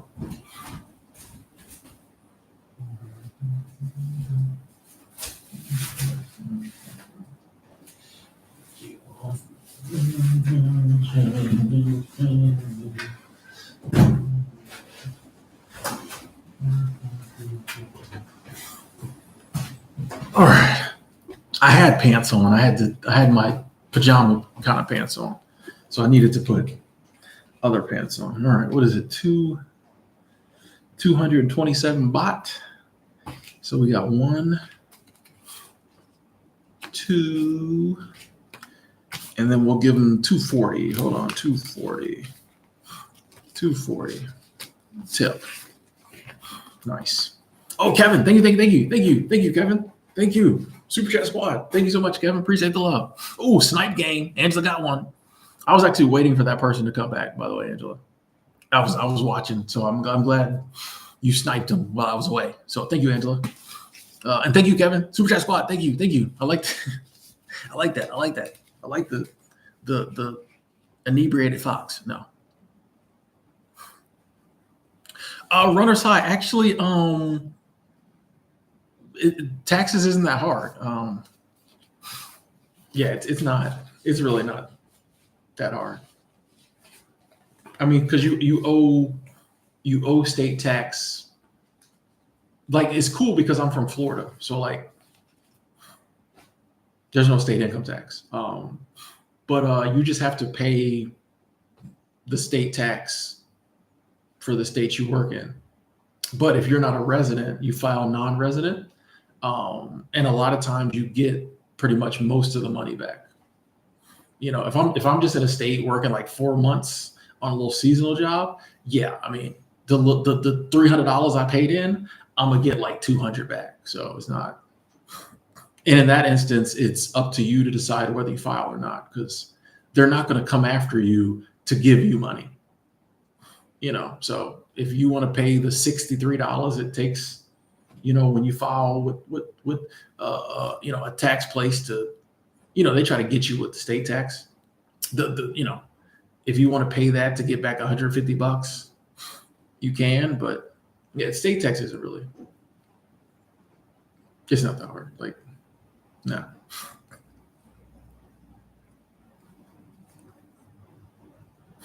Place a bowl or a cup of water to put moisture in there. Oh, that's a good idea. OPT, I'm off with the time zone and the sleeping, But like my body really, like the thing is like I don't have anywhere I have to be. So like I can sleep whenever I want.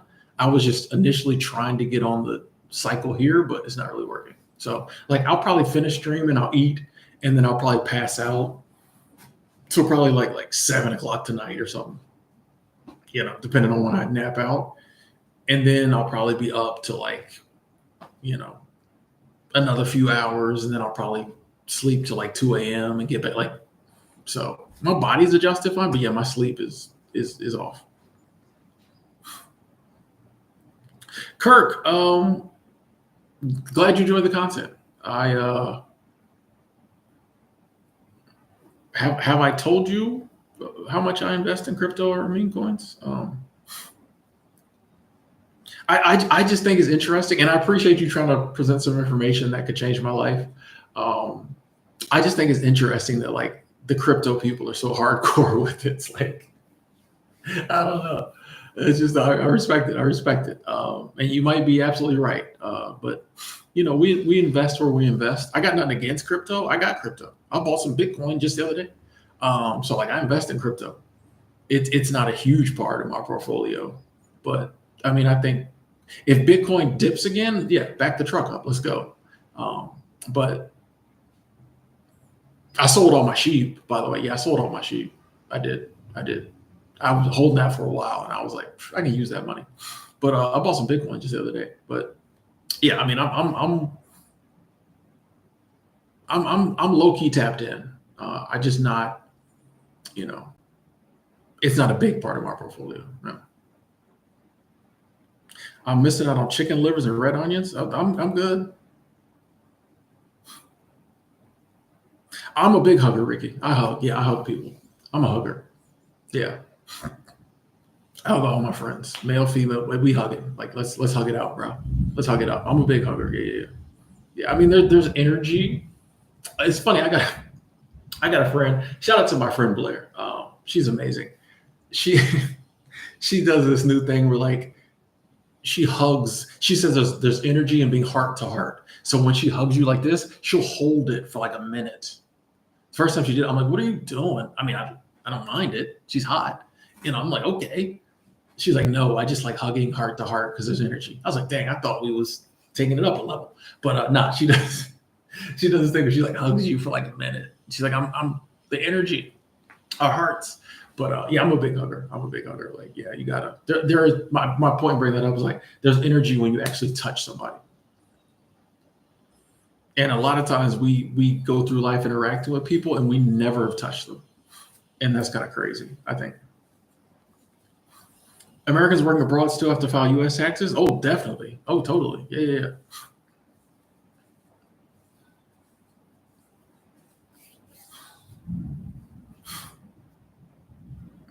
Nitra uses TurboTax as free filing. Okay, okay, cool. Reno, I love ancient history. When I was younger, yeah, I've always been a study of history. Yeah, yeah. I be eating ramen noodles every day. Okay. I'm not sure what that's about. We'll just do a timeout. We won't do a total block. We'll just do a timeout. If they come back crazy, then we know. Rose, good night.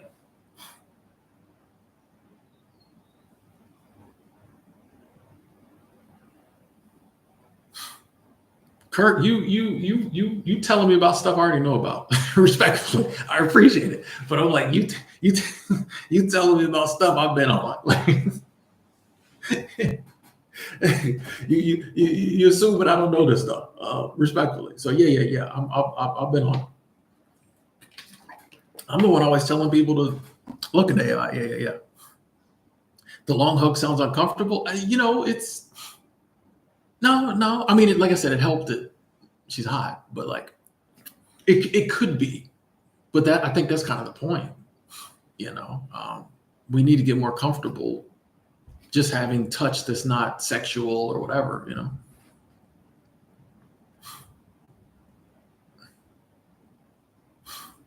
I'm still watching Chris Odd videos. Oh yeah. Chris Rod. Yeah. That's my guy.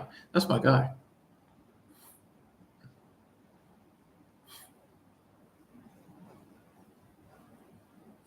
Kurt, I'm not trying to get around tax laws. To anyone from the IRS who's watching, I didn't say that. I'm not trying to get around tax laws. I pay taxes. I don't mind paying taxes. I pay my taxes. I don't mind if the more taxes I pay, that means I made more money. You know what I mean? So I'm definitely not one of those people who, no, I pay my taxes. Yes, Miss Underhill, we touched about this energy, man. It's an energy exchange. Like I like feudal Japan. I like ancient Rome. Those are probably the two and like the Native Americans. Um, but yeah, ancient Rome and feudal Japan is probably the two I really like. Yeah.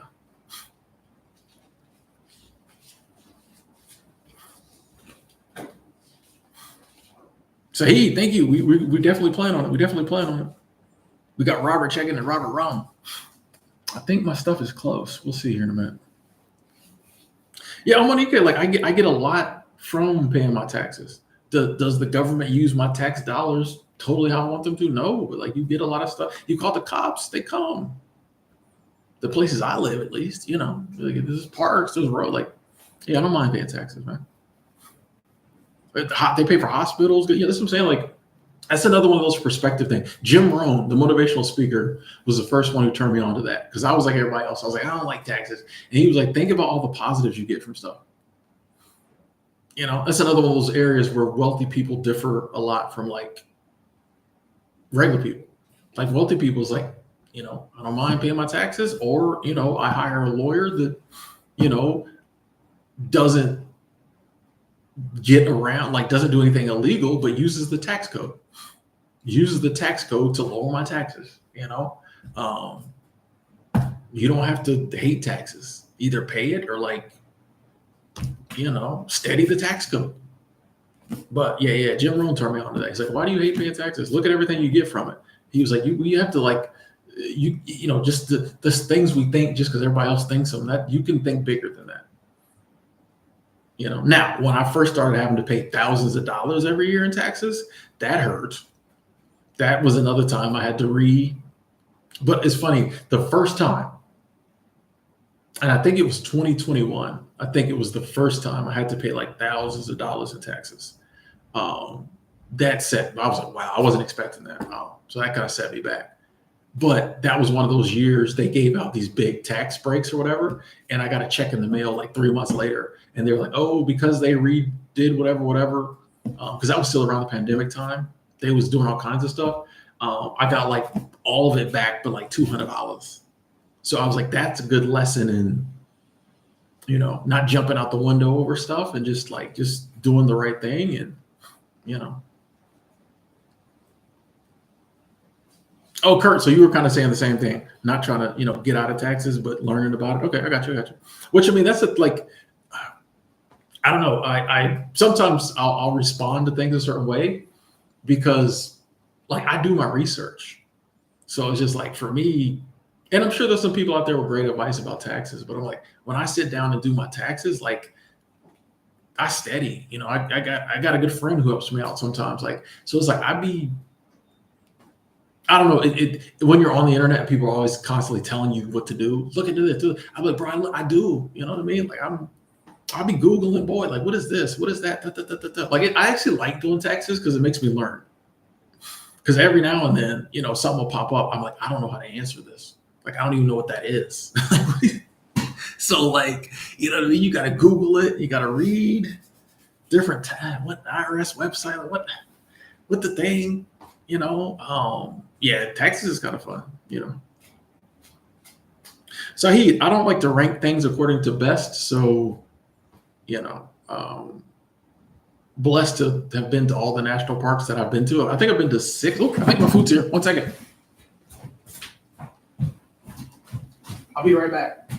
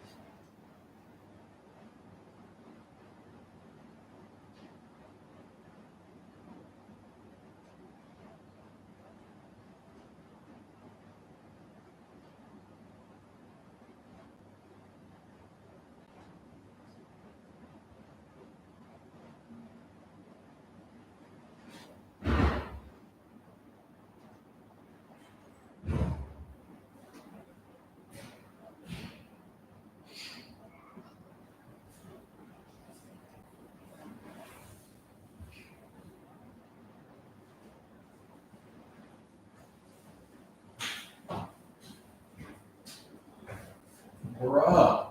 Is anybody still here? Wow. Bruh. Sorry about that, ladies and gentlemen. That was an ordeal. that was an ordeal. That's whew, okay. Yeah, I think that was her. So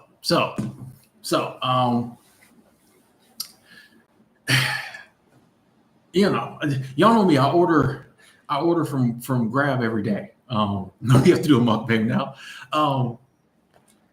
And it's always like when they get here, they call. So like whenever they call, like I just run down there because like most of the time they're gonna be. If I answer the phone, they're gonna be talking in Thai. So same thing as always. They called. Y'all saw them and said, "Oh, my food's here." I run down there, and I see a Grab driver sitting at the end of the alley.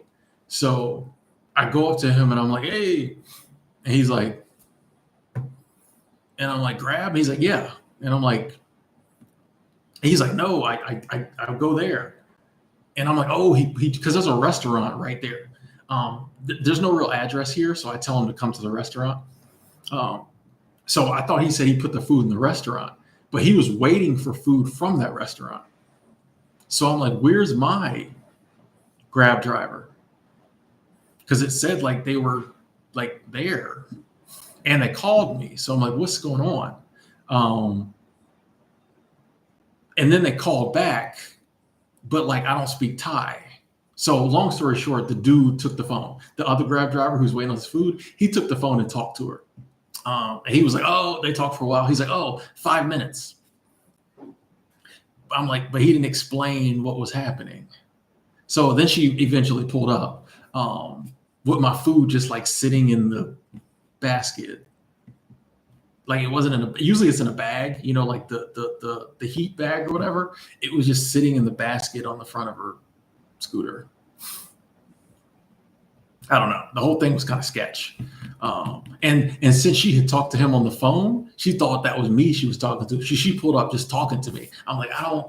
He finally told her. He was like, he don't speak whatever. She's like, oh, but yeah, it was just weird.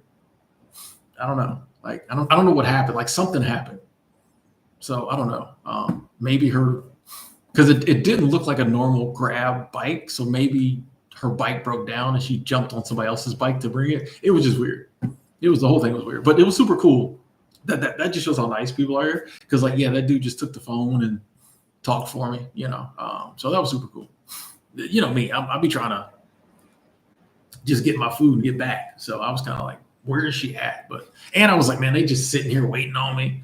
But we got our food, same as yesterday. Oh, actually, no, not the same. We switched one thing up, but you know, it's still nice and bagged up. So I guess we're gonna check it out and see.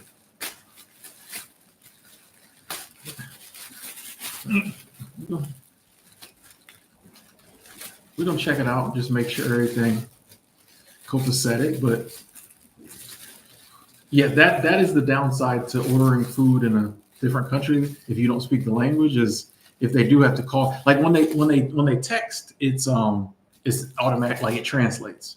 So I like when they text, but yeah, when they call, it's like I don't know. Okay, we got an omelet here. Got an omelet. Okay, that looks fine. Looks fine. Got another omelet. Ooh, got another omelet. That looks fine. Okay, yeah.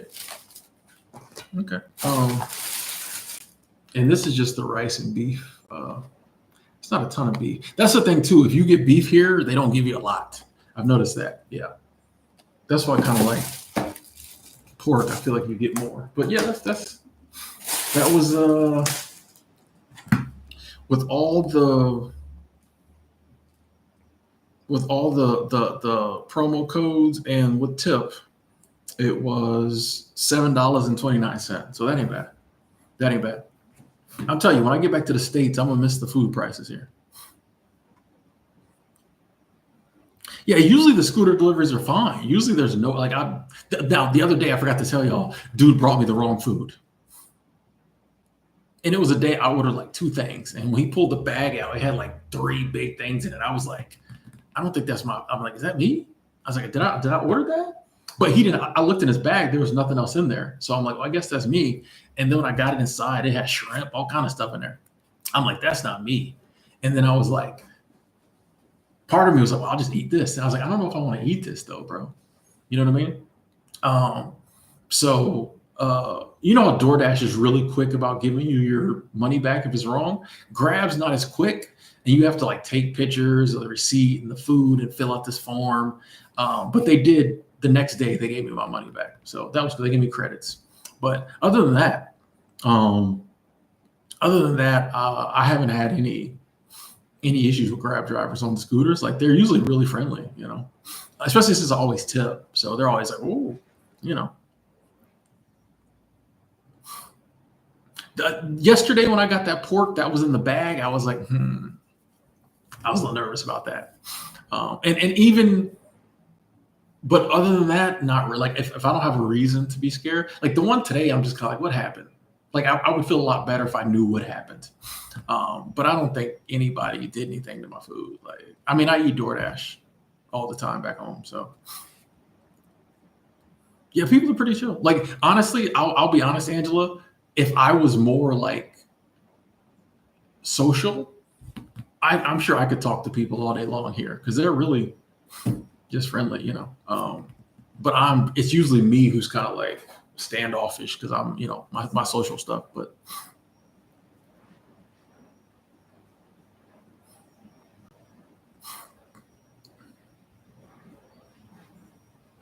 see the soup bag. Oh yeah, it's always random bags of what is this? What is this? It looks like food coloring. I don't know. It's always random bags of stuff, you know.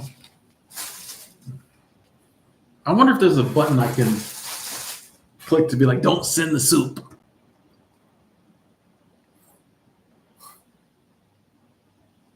Yeah, free food, money back. But I didn't eat the food. I didn't eat the food because I was like, I didn't know. Like, I like to order from restaurants that got good ratings and all that. I was like, I don't know where this stuff came from.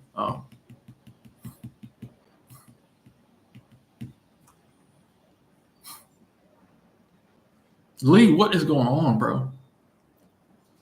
Lee, yeah, I'm gonna need you to get back to Vail, sir. I think drinking makes people more social because I think it, you know, loosens you up. Like it kind of put you to the walls you got built up. Like your inhibitions, you know, the things that you're kind of nervous about doing, you're not like that when you're drinking. Like it lowers your inhibition. So like, I think that's why you get more social.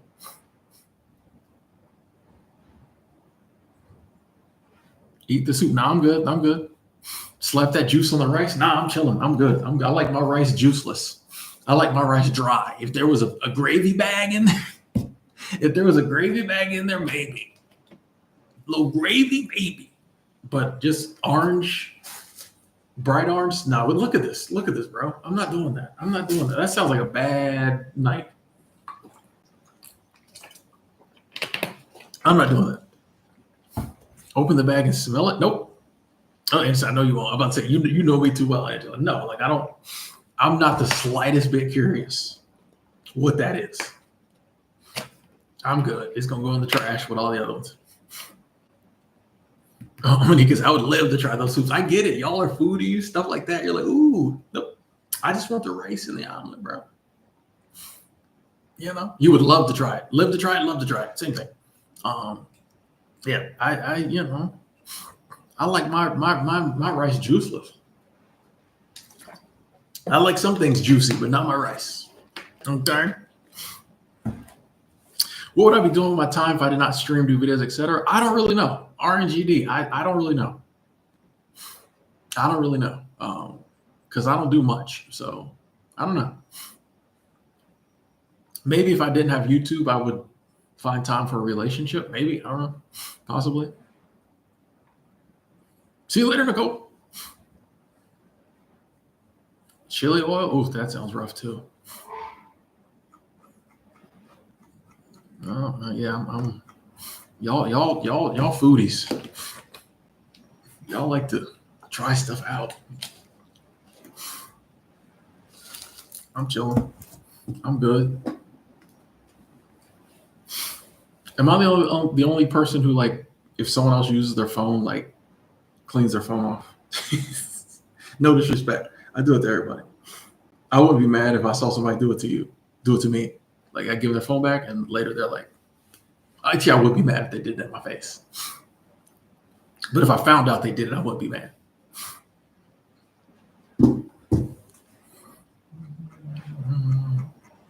Yeah, I don't know what I'd be doing if it wasn't for YouTube.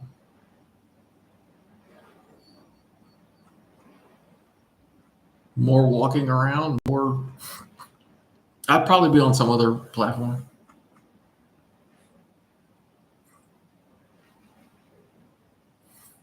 Saheed, I watched the WNBA. Oh, that reminds me, I got a game to finish.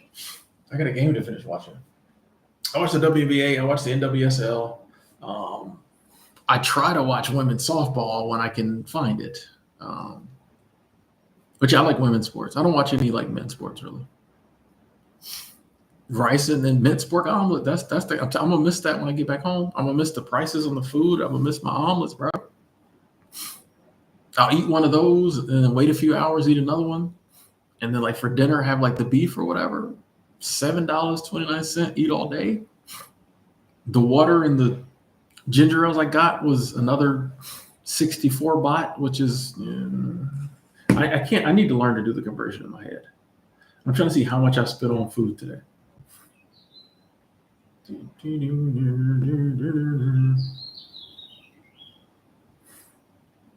$1.94, so 7.29 plus $1.94 equals $9.23. Less than $10. I love it. What age groups of women usually give me looks? These days, like none of them. No group any more than the other these days. But I think that's just because, like, I don't know, women are. When I do get looks, it is like women my age, typically.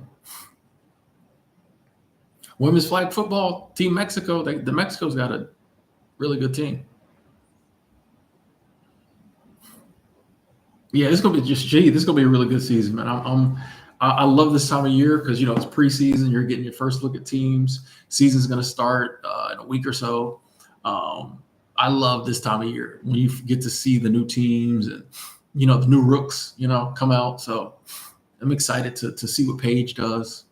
Some of the other Sonia Citron, Maddie Westfield. Oh, love them. Excited to see if Maddie Westfield makes a team. But just see what they do. I love this time of year. I like this time of year better than playoff season. I like this time of year better than the postseason. Postseason is whatever. Like if my team is doing well, I like the postseason, but I like this time of year the best.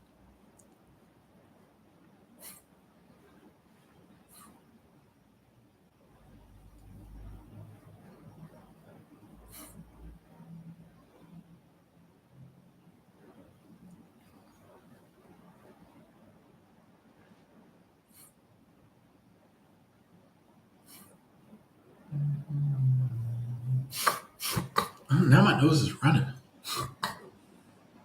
Weird. We'll be fine. We're good. We're good.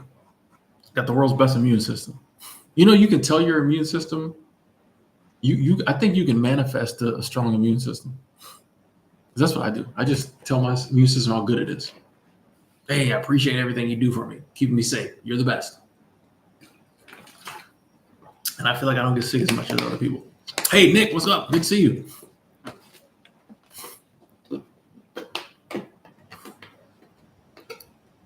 Yeah, I'm a big believer in, manifesting and setting intentions on so many different things that I think a lot of people might not, but yeah. Yeah, Nick, we're probably about to wrap it up soon. I'm really just trying to get to 3 hours and 30 minutes. That's what I decided. I was like, I'll wrap it up here soon. But yeah, I don't like to do it. I like to do it on like, I'll get to 3 hours, get to 3.5. I don't like to just stop it. Sometimes. Would I ever create a members only subscription for YouTube for those of us that want to watch content you haven't posted and share on your public YouTube channel? Probably not, Kashif, just because what content would I like? If I got good content that I want to share it with everybody. So that's kind of my dilemma is like, if there's anything that, and I think it's because of like the channel I do. If it's motivating, if it's something that's along the lines of what I do, why wouldn't I share it with everybody? It just seems, for me, kind of weird to be like, oh, here's something I think people could benefit from, but you got to pay to see it. If you don't pay, you can't see it. That just, now if I did some other type of channel and the behind the paywall was more details, more tip, but like for what I do, it just always seems to me to be kind of weird to charge. And I appreciate the fact that there's some people who are like, hey, I'd be willing to pay a little more for more, but I'm just like, that means a lot to me. But it's just like, I don't know, I would feel weird doing that. And one of my things in life when it comes to making money and prosperity is that, like, if it feels weird, I don't want to do it. There's nothing wrong with it. If it feels weird to me, I don't want to do it. If there's any type of resistance, I'm good. There's endless opportunity for prosperity to make money. So I can just find one that works for me, because I turned memberships on once and it just didn't feel right to me. So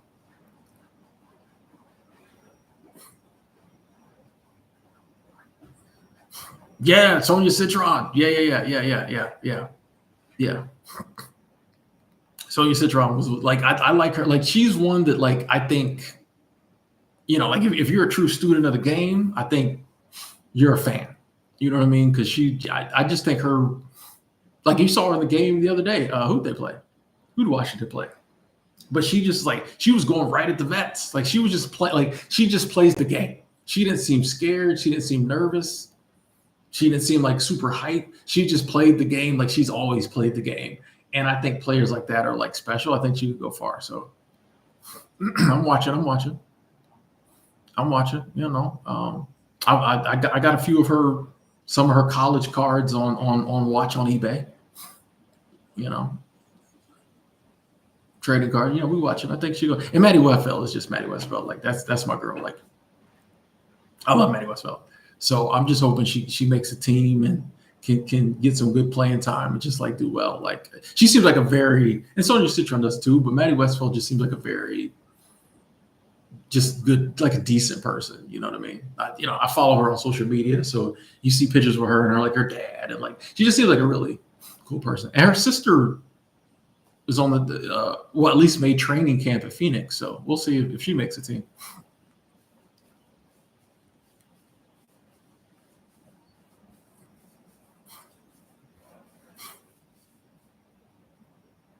Longest I stayed in one place, I was in Bozeman for a while. I was in Bozeman for a while when I was up there last time, because that was during the pandemic and all that. So I was in Bozeman maybe total, Big Sky Bozeman, maybe close to 2 years, maybe, which is a long time for me.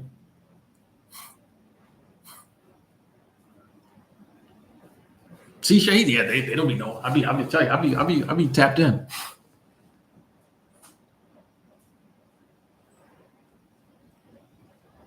I'm excited to see what happens this season.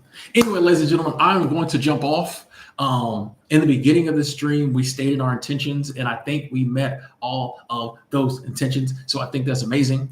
I should have wrote down what I said, because now I don't remember, because I wanted to say it back at the end of the stream. Anyway, thank you so much for being a part of the stream. Shout out to Angela, world's best moderator. Shout out to the OGs, the usual suspects, the lurkers, everybody who's new, everybody who came through with updates, the update squad. Appreciate y'all. Super Chat Squad. Thank y'all so much for the abundance, for the prosperity. Shout out to all of y'all who stuck around when I took long extended breaks to go use the bathroom and get food. I love y'all. Prayers to all the people I said I was going to pray for. I love y'all. Thank y'all so much for being part of this community. And y'all know us. We'll talk again soon. See ya. Enjoy your night. Enjoy your day. Bye.